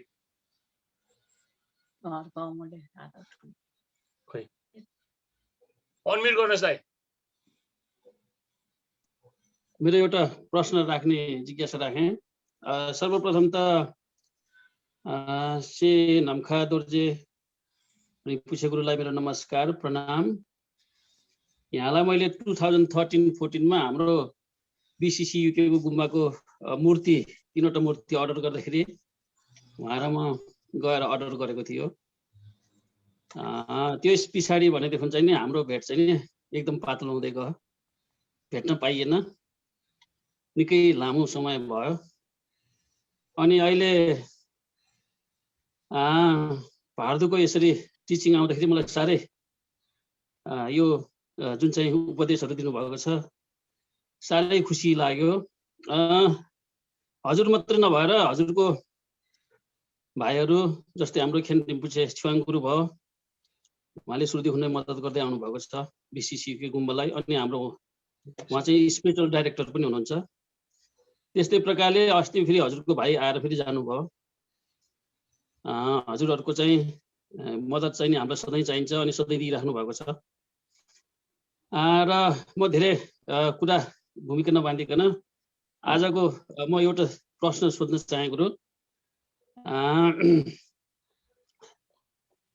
मेरो प्रश्न चाहिँ नि यो विषयमा अलिकति वाद विवाद जस्तो भएको छ हाम्रो कुरा के छ भनेदेखि मान्छे बितेपछि कसैले भन्छ सेमेकै चाहिँ 3 दिनमा दिने भन्छ कसैले भन्छ 3 रात बिताएर 4 दिनमा दिने भन्छ गर्दाखेरि यो चाहिँ एकदम वाद विवाद बनेको छ यहाँ मलाई भित्रभित्र कुराहरू आए गर्छ गर्दाखेरि यो विषयमा 3 दिनमा दिने ठीक हो कि या 3 रात बिताएर 4 दिनमा दिने ठीक हो कुन चाहिँ करेक्ट होला कुनलाई फलो गर्दाखेरि हामीलाई ठीक होला गुरु प्लिज यसको विषयमा हजुरले प्रश्न पारिदिनु भयो भने एकदमै आभारी हुने थिए गुरु नमस्कार गुरु अब भारदो उपदेश जस्तो महत्त्वपूर्ण शिक्षा चाहिँ हामीले पाएनौं भने अब अगाडि गएर 3 दिन 4 दिन मात्र होइन, अब 5 दिनमा दिनुपर्छ, 10 दिनमा दिनुपर्छ, 4 हप्तामा दिनुपर्छ भन्ने थप यस्तो खालको कन्फ्युजन र कन्ट्रोभर्सी थप्दै जान्छ। यो स्थिति बन्दै जान्छ हजुर। त्यसैले गर्दा भर्दोको शिक्षा चाहिँ सबैले समयमै जान्नु र बुझ्नु जरुरत छ। अनि यो शिक्षा बुझेपछि चाहिँ अनि त्यहाँबाट कहीँ कतै चाहिँ त्यस्तो कन्फ्युज हुनुपर्ने स्थिति देखिन्न। अब प्राय जस्तो यो तेस्रो दिनमा चाहिँ तपाईँको खाना दिने चलन चाहिँ यो हिमाली भेगको चाहिँ बौद्ध मार्गीहरूको समुदायमा पनि मैले त्यही भेट्छु। अनि भर्दो उपदेशमा पनि अब 3.5 दिन 3 दिनदेखि 3.5 दिनको समय लाग्छ जब त्यो बेहोसी अवस्थाबाट जाग्नुलाई भनेर चाहिँ त्यस्तो खालको अब त्यो अलिकति लिटरली त्यो शब्दको चाहिँ शाब्दिक अर्थमा हामीले विश्वास गर्ने मान्ने हो भनेदेखि त अब त्यस्तो 3 दिनको कुरा त पक्कै त्यहाँ बगै त भनेकै छ। त्यसैले यो भनाइको आधारमा चाहिँ 3 दिनमा दिनुपर्छ भन्ने भनाइ चाहिँ आएको हो, हुनुपर्छ। अब 4 दिनमा दिनुपर्छ भन्ने कुरा कस्तो खालको चाहिँ आधार छ उनको है, त्यो भन्ने व्यक्तिहरूको आधार के छ? आफ्नै किसिमको तर्क दिएर हुँदैन कि त एकदम भगवान बुद्ध जस्तो चाहिँ तपाईँको एउटा अन्तर्यामी हुनु पर्यो, यथार्थ मृत्युपछिको यथार्थ अवस्थालाई चाहिँ जस्तोको त्यस्तै देख्न सक्ने बुझ्न सक्ने मान्छे हुनु पर्यो है। अब त्यो छैन भने त्यो खालि आफ्नो चाहिँ एउटा विचार र उसमा भावनामा बगेर चाहिँ 4 दिनमै दिनुपर्छ 3 दिनमै दिनुपर्छ भनेर तँ गरेर त्यो बेकार हो। भर्दो उपदेशमा 3 दिन भने बगै त लेखिएको हुनाले अब त्यो 3 दिनमा दिने प्रचलन भएको होला है। त्यसैले त्यो 3 दिनमै दिँदाखेरि फरक पर्दैन। अनि त मूल कुरा त अब अघि मैले भने त्यो 3 दिनसम्म त्यहाँ मृतक रहिरहेको हुन्छ कि हुँदैन त्यो कसैले ग्यारेन्टी दिन सक्दैन। मृतकको आफ्नो कर्मले गर्दाखेरि 3 दिन होइन 3 मिनेटमा नरक पुगेको पनि हुनसक्छ नि त। त्यसैले 3 घण्टामा पनि अब कहाँ दुर्गतितिर फस्ने सम्भावना पनि हुनसक्छ। त्यस कारणले गर्दाखेरि जति सक्दो अब हामीले पुण्यको कामहरू चाहिँ मृत्यु भएको समयदेखि जति सक्दो गरिरहने, अब चलन चल्ती अनुसार 3 दिनमा दिने प्रचलनलाई चाहिँ कायम राख्नु। अब 4 दिन 5 दिन भनेर विवाद गर्नु बेकार हो। बरु त्यो बेकारमा विवाद गरेर समय खेरो फाल्न सट्टा भर्दोको उपदेशहरूको अध्ययन गर्ने। हस्, धन्यवाद गुरु रिपुछे, धन्यवाद। थ्याङ्क यू दाइ अनि गुरुलाई। ल अब हाम्रो हितमान साहबले हात उठाउनु भएको छ, प्लिज हितमान साहब अडमिट गरेर सोधिदिनुहोस्।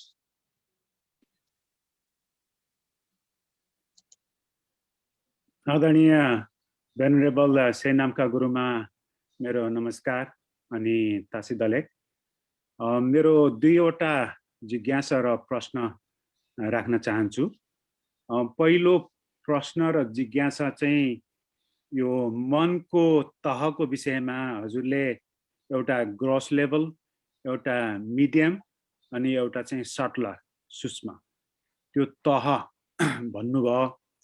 र यो ग्रोस लेभलको मन अथवा माइन्ड चाहिँ जब हामी क्लिनिकली डेड हुन्छौँ, मर्छौँ भने यो ग्रोस लेभलको माइन्ड पनि त्यतिखेर नै डिजल्भ हुन्छ हजुरले भन्नुभयो। मिडियम लेभलको माइन्ड चाहिँ तपाईको बाबा र आमाको तत्त्व जब हृदयमा चाहिँ कन्ट्याक्ट हुन्छ र त्यो कन्ट्याक्ट हुँदाखेरि चाहिँ यो मिडियम लेभलको मन चाहिँ त्यहाँ गएर डिजल्भ हुन्छ भन्नुभयो। अनि त्यो मिडियम लेभलको माइन्ड चाहिँ हजुरले यो सोच, विचार, संकल्प, बेसिकली तपाईको थिङ्किङ र अवेरनेसको कुरा गर्नुभयो। तर यो थिङ्किङ र अवेरनेस पनि जब तपाईँ क्लिनिकली डाइड हामी मर्छौँ, डेथ हुन्छौँ, त्यतिखेर नै यो संकल्प गर्ने, सोच्ने, विचार गर्ने त्यो मन पनि त्यतिखेर नै डिजल्भ भएको जस्तो हामीले चाहिँ अब त्यस्तो आभास हुन्छ। तर हजुरले चाहिँ यो चाहिँ स्टिल सक्रिय हुन्छ भन्नुभयो। यसमा अलिकति प्रश्न गराइदिनुहोस्।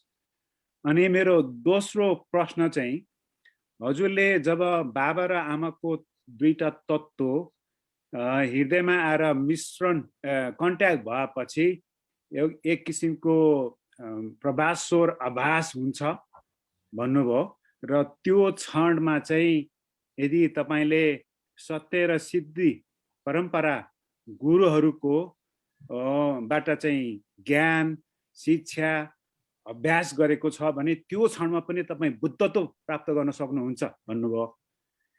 अब यो क्षणमा चाहिँ तपाईले बुद्धत्व प्राप्त गर्नुभयो भने आई थिंक तपाईले तेस्रो सेसनमा होला निर्वाणा र बुद्ध चाहिँ भिन्दै हो भन्नुभयो हजुरले। निर्वाणा चाहिँ एउटा अवस्था हो र बुद्धत्वमा चाहिँ जति पनि जगत प्राणीको लागि उद्धार गर्ने त्यो ज्ञान हुन्छ भन्नुभयो। अब यो क्षणमा चाहिँ बुद्धत्व प्राप्त गर्ने निर्वाणामा जान्छ कि उहाँले चाहिँ अर्को त्यो उद्धार गर्ने बुद्ध बन्न सक्नुहुन्छ? यो कुरा चाहिँ यसमा हजुरले प्रश्नाइदिनुस् न। थ्यांक यू गुरु। यजमान साहबलाई एकदम धेरै धेरै धन्यवाद प्रश्नको लागि। साह्रै खुसी लाग्यो। एकदम भाइटल पोइन्टहरु, एकदम महत्त्वपूर्ण ती विषयहरु सक्दो उहाँले चाहिँ क्याचअप गर्ने कोसिस गर्नुभएको छ। त्यो मलाई एकदमै मनमा छोयो, साह्रै खुसी लाग्यो। त्यसैले म हजुरको त्यो प्रयासको कदर गर्छु। अनि तपाईको पहिलो प्रश्न के थियो रे? म त भुले अब। तपाईको यो मिडियम लेभलको माइन्ड चाहिँ ओके। अब त्यहाँनिर अवेयरनेसको कुरा गर्यो भन्नुभयो। त्यो अवेयरनेसको कुरा मैले गरेको थिएन। मुख्य कुरा के हो भने तपाईको मिडियम लेभलको माइन्डहरु चाहिँ के हुन् भन्दाखेरि तपाईको अघि मैले सोच विचार संकल्पहरु हो भन्ने जो कुरा गरे। अनि ती भने के त भन्दाखेरि राग द्वेष मोह ईर्ष्या जस्ता मनको जुन एउटा विकार मैलहरु जो छ 84,000 प्रकारको हुन्छ। त्यो सबै वास्तवमा भन्यो भने सोच विचार संकल्पहरु हुन्। त्यसैले यो सबै क्याटेगोरीको हिसाबले कुन लेभल र कुन तवर अन्तर्गत पर्छ भन्दाखेरि माइन्ड चित्तको चाहिँ मिडियम चित्तको चाहिँ क्याटेगोरीमा पर्छ। त्यो चाहिँ आमा बाबाबाट प्राप्त तत्त्वहरु एक आपसमा अगाडि बढ्ने क्रममा चाहिँ यिनीहरुको सीज हुन्छ, अन्त्य हुन्छ। अनि यिनीहरुको अन्त्य हुन्छ भन्ने कुरा त्यो हो।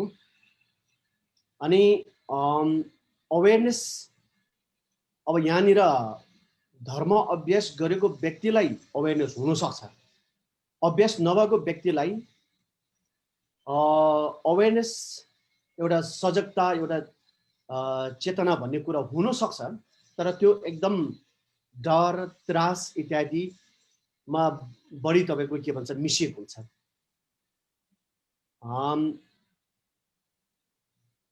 अनि के भन्छ यो माथिल्लो एकदम सतह लेभलको चित्त भनेको केलाई भनिन्छ भन्दाखेरि पञ्च इन्द्रिय, आँखाले देख्ने मन, कानले सुन्ने मन, नाकले सुँघ्ने र शरीरले स्पर्श गर्ने जस्तो यो मनलाई चाहिँ तपाईको सतह लेभलको ग्रस लेभलको मन भनेर भनिन्छ। त्यसैले यिनीहरुको सीज चाहिँ यो पञ्चतत्त्वहरुको विलयको क्रममा चाहिँ सिद्धिँदै जान्छ। सायद तपाईको यो प्रश्नको के भन्छ जवाब अझै आएन भने हजुरले मलाई फेरि भन्नु होला। अनि दोस्रो हजुरले दोस्रो विषय के थियो?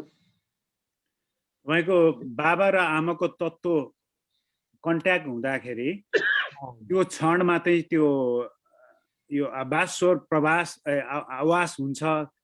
अनि त्यो क्षणमा चाहिँ तपाईले यो सत्य र सिद्धि परम्परा गुरुहरुबाट ज्ञानहरु प्राप्त गरेको छ भने त्यो बेलामा बुद्धत्व पनि प्राप्त गर्न सक्छ भन्नुभयो। त्यो बुद्धत्व चाहिँ कस्तो किसिमको? यहाँनिर अब उ निर्वाणमा जान्छ कि अथवा सम्बोधि लाभ गर्छ, बुद्ध ज्ञान प्राप्त गर्छ भन्ने कुरा केले फरक पार्छ भन्दाखेरि त्यो व्यक्तिको मनसायले, उसको इन्टेन्सनले, मोटिभेसनले। अब सामान्य व्यक्तिको लागि त त्यो इन्लाइटन हुन सक्ने, बुद्ध ज्ञान प्राप्त गर्न सक्ने परिस्थिति नै बन्दैन, किनभने त्यो अवसर उसले गुमाउँछ, ऊ फेल हुन्छ। यहाँनिर बुद्ध ज्ञान प्राप्त गर्ने भनेको त शुद्ध परम्पराको गुरुद्वारा दिएको शिक्षाको अभ्यास गरेको साधक व्यक्तिहरूको लागि मात्र यो सम्भव छ। अनि त्यस्तोहरूको लागि चाहिँ ऊ निर्वाणमा जान्छ कि अथवा बुद्ध ज्ञान प्राप्त गर्छ भन्ने कुरा केले फरक पार्छ भन्दाखेरि उसमा बोधिचित्त छ छैन भन्ने कुराले फरक पार्छ। उसमा बोधिचित्त छ भने ऊ बोधि ज्ञान प्राप्त गर्छ, उसमा बोधिचित्त छैन भने ऊ निर्वाणमा जान सक्छ। किनभने बोधिचित्त भनेको संसारको सबै प्राणीको उद्धार गर्छु, उनीहरू सबैलाई चाहिँ एउटा बुद्ध अवस्थामा पुर्याउँछु भन्ने विचार हो भने, अनि आफू मात्र अलिकति निजी विचारले चाहिँ म मुक्ति हुन्छु, म ज्ञान प्राप्त गर्छु भन्ने सोच्ने व्यक्तिको सोच चाहिँ बोधिचित्त भन्दैन, त्यो अलिकति स्वार्थ विचार भयो नि त। व्यक्ति विशेषमा सीमित भएको हुनाले त्यो सीमित विचारले चाहिँ उसलाई बुद्ध ज्ञान प्राप्त गर्नुको सट्टा निर्वाणमा पुर्याउँछ। त्यसैले फरक चाहिँ बोधिचित्त छ छैन भन्ने कुराले फरक पार्दछ। यसैमा अर्को एउटा प्रश्न पनि जोड्न मन लागेको गुरु। हजुर, हजुरले यो सूक्ष्म मन र सूक्ष्म यो शरीर चाहिँ अर्को जीवनमा चाहिँ यो ट्रान्सग्रेस हुन्छ भन्नुभयो र मैले यसो सुने अनुसार चाहिँ हाम्रो अब यो मनको लेभलहरू चाहिँ 9 किसिमको हुन्छ अरे। अब 6वटा मन चाहिँ अब हाम्रो शरीरमै हुने भयो। एउटा चाहिँ अब डिफाइल माइन्ड, अनि अर्को चाहिँ यो अलाय माइन्ड भन्ने। यो हजुरले अलि जुन भन्नुभयो यो सूक्ष्म मन चाहिँ अर्को पुनर्जन्ममा चाहिँ जान्छ भनेर, यो अलाय मनको इनर्जी पनि हजुरले त्यो अलाय माइन्डको इनर्जीलाई भन्नुभएको हो? हो हजुर। थ्याङ्क यू गुरु। हजुर, हस् हजुर, हस्। ल थ्याङ्क यू हिप्पन सर अनि गुरुलाई। ल अब हाम्रो अर्को रबिन, उहाँले हात उठाउनु भएको छ। रबिन प्लिज अनम्युट गरेर। हुन्छ, थ्याङ्क यू हजुर। नमस्ते गुरु। गुरु मेरो एउटा जिज्ञासा मात्रै, 2टा जस्तो छ गुरु।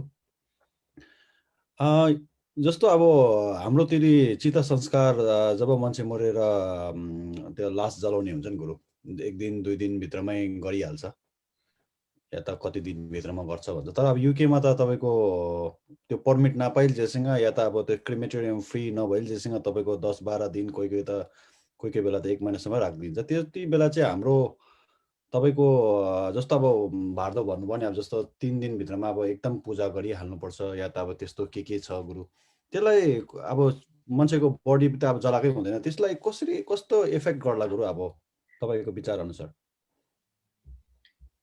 होइन, त्यो बडी लाई दाह संस्कार गरेपछि मात्र उसको नाममा पुण्य काम गर्नुपर्छ भन्ने त्यस्तो कहीँ छैन। हजुर, त्यसले अब त्यो परिस्थिति अनुसार तब हामीले चल्नुको विकल्प छैन, एउटा बाध्यता हो। तर उनको बडीको चाहिँ दाह संस्कार नगरेकै अवस्थामा पनि हामीले उनको नाममा गर्ने अब त्यो विकली पूजाहरू भयो, ढुन्चिकहरू भयो, त्यो पनि भएन भनेदेखि चाहिँ अब त्यो हुन्छ नि आवरली, अब इन्डिभिजुअली जो कहिले सक्छ जुनसुकै एउटा किसिमको पुण्यको कामहरू चाहिँ उनको नाममा हामीले तत्कालै लगत्तै गरेको भयो भने त्यसले उसलाई फाइदा गर्छ। अनि उसको त्यो बडी चाहिँ त्यो फाइदा उसले पाउनु र नपाउनुको निम्ति कुनै बाधक चाहिँ कारण बन्दैन हजुर। भनेपछि मान्छे मरेपछि चाहिँ जति सक्दो छिटो चाहिँ उहाँको त्यो क्रियाक्रममा 1-2टा पूजा चाहिँ गरिहाल्नु पर्यो गुरु। अब पूजा भने त पनि अब यहाँनिर पूजा भन्दा हामीले के बुझ्नु पर्यो, पुण्य कर्म जो उसको उद्धारको लागि डेडिकेटेड होस्, त्यो हामीले तत्कालै लगत्तै जति चाँडो गर्नु सके त्यति राम्रो। किनभने अब एकदम चाहिँ तपाईँको एउटा डरलाग्दो चाहिँ परिस्थितिमा फसेको व्यक्तिलाई त उद्धार त ढिलो नगरेको राम्रो नि। उद्धार गर्ने काम त जति चाँडो जति छिटो गऱ्यो त्यति राम्रो होइन, त्यस्तै हो यो। ओके ओके ओके गुरु, अनि अस्ति मैले हाम्रो एउटा ग्रुप छ, एउटा गुरु, हामी त्यसमा डिस्कस पनि गरेको थियौँ। अन्त मैले एउटा आर्टिकल पढेको थिएँ गुरु, त्यसमा चाहिँ जहाँ चाहिँ अब के भनेको थियो भन्दाखेरि रिडाइरेक्टिङ रिबर्थ भनेर भनेको थियो क्या गुरु। जस्तो तपाईँ हामी अब मरेपछि हामीले अब अवश्य नै जन्म लिन्छ, तर त्यो जन्मलाई पनि हामीले चाहिँ रिडाइरेक्ट गर्नु सक्छ, या त अब कहाँ जन्मिनु, कस्तो प्रकारले जन्मिनु है, त्यसलाई अब एउटा बोध गर्नुपर्छ भन्ने कुरा राखेको थियो। अनि इक्जाम्पल चाहिँ के दिएको थियो भन्दाखेरि अब जस्तो हाम्रो हिज होलिनेस कर्मापा ज्यूले चाहिँ अब कहाँ मर्नुहुन्छ, कहाँ जन्मिनुहुन्छ होइन, उहाँ मरेपछि त्यस्तोहरू सबै फोरटेल गरेर राखेको हुन्छ भनेर चाहिँ मैले त्यो आर्टिकल चाहिँ त्यो के अरे तात्पर्यसँग चाहिँ आर्टिकलले चाहिँ इक्जाम्पल दिएर मैले पढेको थिएँ गुरु। अनि मलाई चाहिँ अलिकति अब मैले बिलिभ पनि गरेँ, हुनु त अब त्यस्तै हुन्छ होला जस्तो लाग्यो। गुरुले तपाईँ के भन्नुहुन्छ गुरु त्यसको बारेमा? यस्तो हो, अब तपाईँ हाम्रो सामान्य व्यक्तिहरूको जन्म भनेको इच्छाको जन्म होइन, यो बाध्यताले जन्मेको हो है। किनभने तपाईँ हाम्रो आफ्नो इच्छाले म यो ठाउँमा जन्मिन्छु, म यस्तो रूप आकारको हुन्छु, म यो समुदायको हुन्छु भन्ने तपाईँ हाम्रो आफ्नो इच्छा अनुसार खासै हामीले भनेअनुसार हुन सक्ने कुनै सम्भावना हुँदैन। हजुर, हाम्रो कर्मले हामीलाई डाइरेक्ट गर्छ, हाम्रो रिबर्थ चाहिँ। तर शुद्ध सिद्ध परम्परामा आधारित भएर शिक्षा पाएर ज्ञान प्राप्त गर्ने व्यक्तिहरूको लागि त्यो ज्ञानको सर्टन चाहिँ लेभलमा पुगेपछि अनि उनीहरूको जन्म भनेको इच्छाको जन्म हुन्छ। त्यो इच्छाको जन्म इज अ चुजन बर्थ। हजुर, ओके, म कहाँ जन्म लिने, कति समय बस्ने, त्यहाँ गएर के गर्ने, त्यो आफ्नो काबुमा हुन्छ। आफ्नो इच्छा अनुसार उसले प्लान गरिन्छ, योजनै बनाएर आउँछन्। त्यसैले अब जस्तो एकदम महान गुरुहरू जस्तै अब हिज होलिनेस कर्मपाको कुरा गर्यो, त्यस्तो अब उहाँहरू त अब बोधिसत्वहरू हुन्। त्यसैले बोधिसत्वहरूले आफ्नो जन्म कहाँ लिने र के गर्ने भन्ने कुरा उसले पूर्व चाहिँ तपाईँको प्लानका साथ, प्री प्लानका साथ आएको हुन्छ भने तपाईँ हाम्रो चाहिँ सबै प्लान चाहिँ हाम्रो कर्मले म्यानेजमेन्ट गरेको हुन्छ। त्यसैले कर्म हाम्रो मास्टर कर्मले जहाँ जहाँ भन्नुहुन्छ त्यहाँ त्यहाँ दास भएर लाग्ने भए आफ्नो आफ्नो स्वइच्छाले चल्ने खासै स्वतन्त्रता हुँदैन। Okay Guru, thank you. हजुर, thank you Guru. Thank you Naveen, thank you गुरु। ल अरू कसैको छैन भने अलिक लामो पनि भइसक्यो, गर्दाखेरि अब कार्यक्रमलाई समापन गरिदिनु हुन हाम्रा बिसिसी युकेका कोषाध्यक्ष मेजर हितमान गुरुङ साहबलाई हजुरले अनम्युट गरेर धन्यवाद दिदिनु हुन म अनुरोध गर्छु। साहब। थ्याङ्क यू खुसीमान साहब।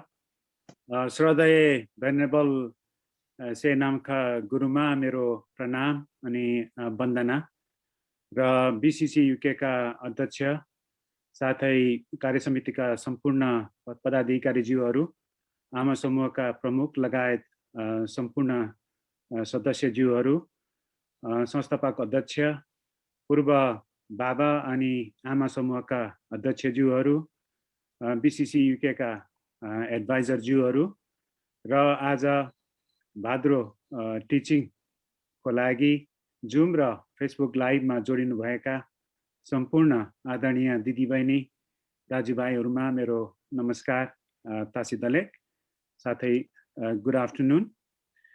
श्रद्धेय गुरुले आज र गएको आई थिङ्क 3 हप्ता होला, 3 हप्तादेखि हरेक विकेन्डमा हामीलाई यो गम्भीर महत्त्वपूर्ण विषय भाद्रो टिचिङ गर्दै आउनु भएको छ, उहाँको व्यस्तताको बावजुद पनि। र हामीले उहाँ जस्तो यो भाद्रो विज्ञान गुरुबाट यो शिक्षा, यो ज्ञान प्राप्त गर्नु पाउनु हाम्रो यो ठुलो सौभाग्य र गोल्डन अपर्च्युनिटी अथवा सुनौलो अवसर पनि जस्तो मलाई लाग्छ। र यसमा हामी हाम्रो र यो सौभाग्य पाउनुमा हाम्रो पूर्वजन्ममा हामीले गरेको कुशल कर्मको फल जस्तो पनि लाग्छ। त्यसले गर्दा म गुरुलाई नमन गर्न चाहन्छु र गुरुले यो गुरुको ज्ञान अनि यो गहन विषयलाई प्रस्तुत गर्ने शैली, हजुरको शब्दको चयन र प्रयोग र यो गम्भीर विषयलाई पनि कथा र गाथा जोडेर हामी जस्तो ले पिपुललाई सहज तरिकाले बुझाउन सक्ने हजुरको यो शैली, हजुरको यो क्षमता, यो स्किल र क्यापासिटीलाई म नमन गर्न चाहन्छु, साथै सम्मान पनि गर्न चाहन्छु। र गुरुले यो भाद्रो टिचिङ दिइरहँदा मलाई भगवान बुद्धको विशेष सम्झना र स्मरण पनि आयो र भगवान बुद्धको ज्ञान र उहाँको त्यो मैत्री, करुणा, मुदिता, उपेक्षा लाई मैले नमन पनि गरेँ, सम्मान पनि गरेँ, किनभने भगवान बुद्धले हामी यो जिउँदा हुँदाखेरि मात्र कसरी यो दुःखको भाव सागरबाट मुक्त हुने र यो जीवनलाई सहज, सार्थक र अर्थपूर्ण तरिकाले जिउने मात्रै ज्ञान र शिक्षा नदिइकन मृत्युको समयमा पनि अथवा मृत्युलाई पनि कसरी ग्रेसफुल्ली लिने र यो भावसागरबाट कसरी ग्रेसफुल्ली विदा हुने यो ज्ञान पनि उहाँले, शिक्षा पनि उहाँले चाहिँ दिनुभएको रहेछ। र मृत्यु पश्चात हामी यो अन्तर्भावमा हुँदा त्यो क्षणमा पनि बुद्धत्व प्राप्त गर्न सक्ने त्यो ज्ञान, त्यो शिक्षा पनि उहाँले दिनुभएको रहेछ। त्यसले गर्दाखेरि मेरो आफ्नो बुझाइमा यस्तो ज्ञान र शिक्षा सायद अरू धर्महरूमा चाहिँ हामीले खोजेर पाइन्न होला जस्तो मलाई लाग्छ, तर आई माइट बी रङ।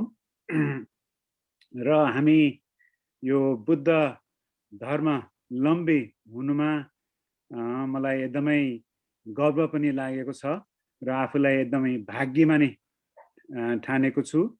र गुरुको यो टिचिङलाई हामी सबैले चिन्तन र मनन गर्यो भने अवश्य पनि यसले हामीलाई ठुलो लाभ दिन्छ जस्तो मलाई लागेको छ। र गुरुले आज साथै गएको 3 हप्तादेखि लगातार यो विकेन्डमा भाद्रको टिचिङ दिँदै आउनु भएको छ, उहाँको व्यस्तताको बावजुद पनि।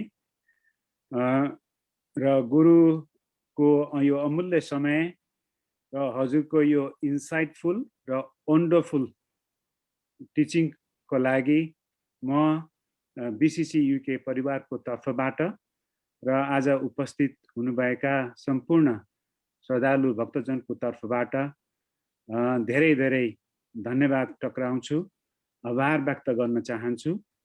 र हजुरको टिचिङ भविष्यमा पनि सुन्न बुझ्न पाउँछु होला भन्ने मैले आशा पनि राखेको छु। र हजुरको सुस्वास्थ्य र दीर्घायुको लागि म त्रिरत्न बुद्ध धर्म सँग प्रार्थना पनि गर्दछु। र गुरुलाई फेरि पनि हजुरको समय र यो इन्साइटफुल टिचिङको लागि धेरै धेरै धन्यवाद र नमन गर्न चाहे। र साथै हामीलाई यो गम्भीर विषयमा बुझ्ने र ज्ञान प्राप्त गर्ने यो अवसर मिलाइदिनु हुने यस कार्यक्रमका संयोजक, कार्यक्रम सञ्चालक पनि हुनुहुन्छ उहाँ, र बीसीसी युके का वरिष्ठ सल्लाहकार आदरणीय मेजर खुसीमान गुरुङ साहेबलाई पनि म धेरै धेरै सबैको तर्फबाट धन्यवाद टक्राउन चाहन्छु। र अन्तमा इङ्ग्लिसमा एउटा भनाइ छ, there will be no show without an audience. त्यसले गर्दाखेरि आज यो कार्यक्रम हुने थिएन। यहाँ यदि कतिजना अहिले चाहिँ घटेर 49 जना पुगे रहेछ, जो अघि 60 जनाको वरिपरिमा थियो।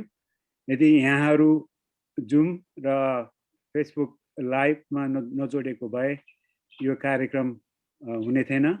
त्यसले गर्दाखेरि जति पनि जोडिनु भएका आदरणीय दिदी बहिनी दाजुभाइहरूलाई पनि म धेरै धेरै बिसिसी युके को तर्फबाट परिवारबाट धन्यवाद दिन चाहन्छु। त्यति भन्दैमा मलाई यो धन्यवाद ज्ञापन गर्ने यो 2-4 शब्द राख्ने अवसर दिनुभयो, त्यसको लागि धेरै धेरै धन्यवाद। जय बुद्ध, जय बिसिसी युके। धन्यवाद। थ्याङ्क यू हिटमान साहब। एकदमै सान्दर्भिक रूपमा हजुरले कार्यक्रमलाई समापन गरिदिनु भयो, त्यसको लागि धेरै धेरै धन्यवाद। अनि एउटा मोटो चाहिँ नि सबैले याद गर्नुहोस्, हामी सबैले आर्ट अफ लिभिङलाई मात्रै धेरै ध्यान नदिउँ, आर्ट अफ डाइङलाई पनि अलिकति त्यसको विषयमा पनि अलिकति बुझ्ने चेष्टा गरौँ है साथी हो। किनभने संसार अनित्य हो, एक दिन अब सबै छोडेर जानुपर्छ। त्यस कारणले यस विषयमा चाहिँ अलिकति गम्भीर सबैले सोच्नुहुन्छ। आर्ट अफ डाइङ, कसरी अब मर्ने त अब होइन, त्यसको विषयमा पनि अलिकति सोच्नु जरुरी छ भन्दै आजको कार्यक्रम चाहिँ नि अब यहीँ समाप्त भएको म घोषणा गर्दछु। म अब फेसबुक लाइभ चाहिँ नि म अफ गरिदिन्छु, तर तपाईँहरू एकछिन गफ गर्ने भए चाहिँ नि गफ गर्न सक्नुहुन्छ। Thank you very much again. गुरुलाई धेरै धेरै धन्यवाद। Thank you Guru. Thank you Guru. Thank you.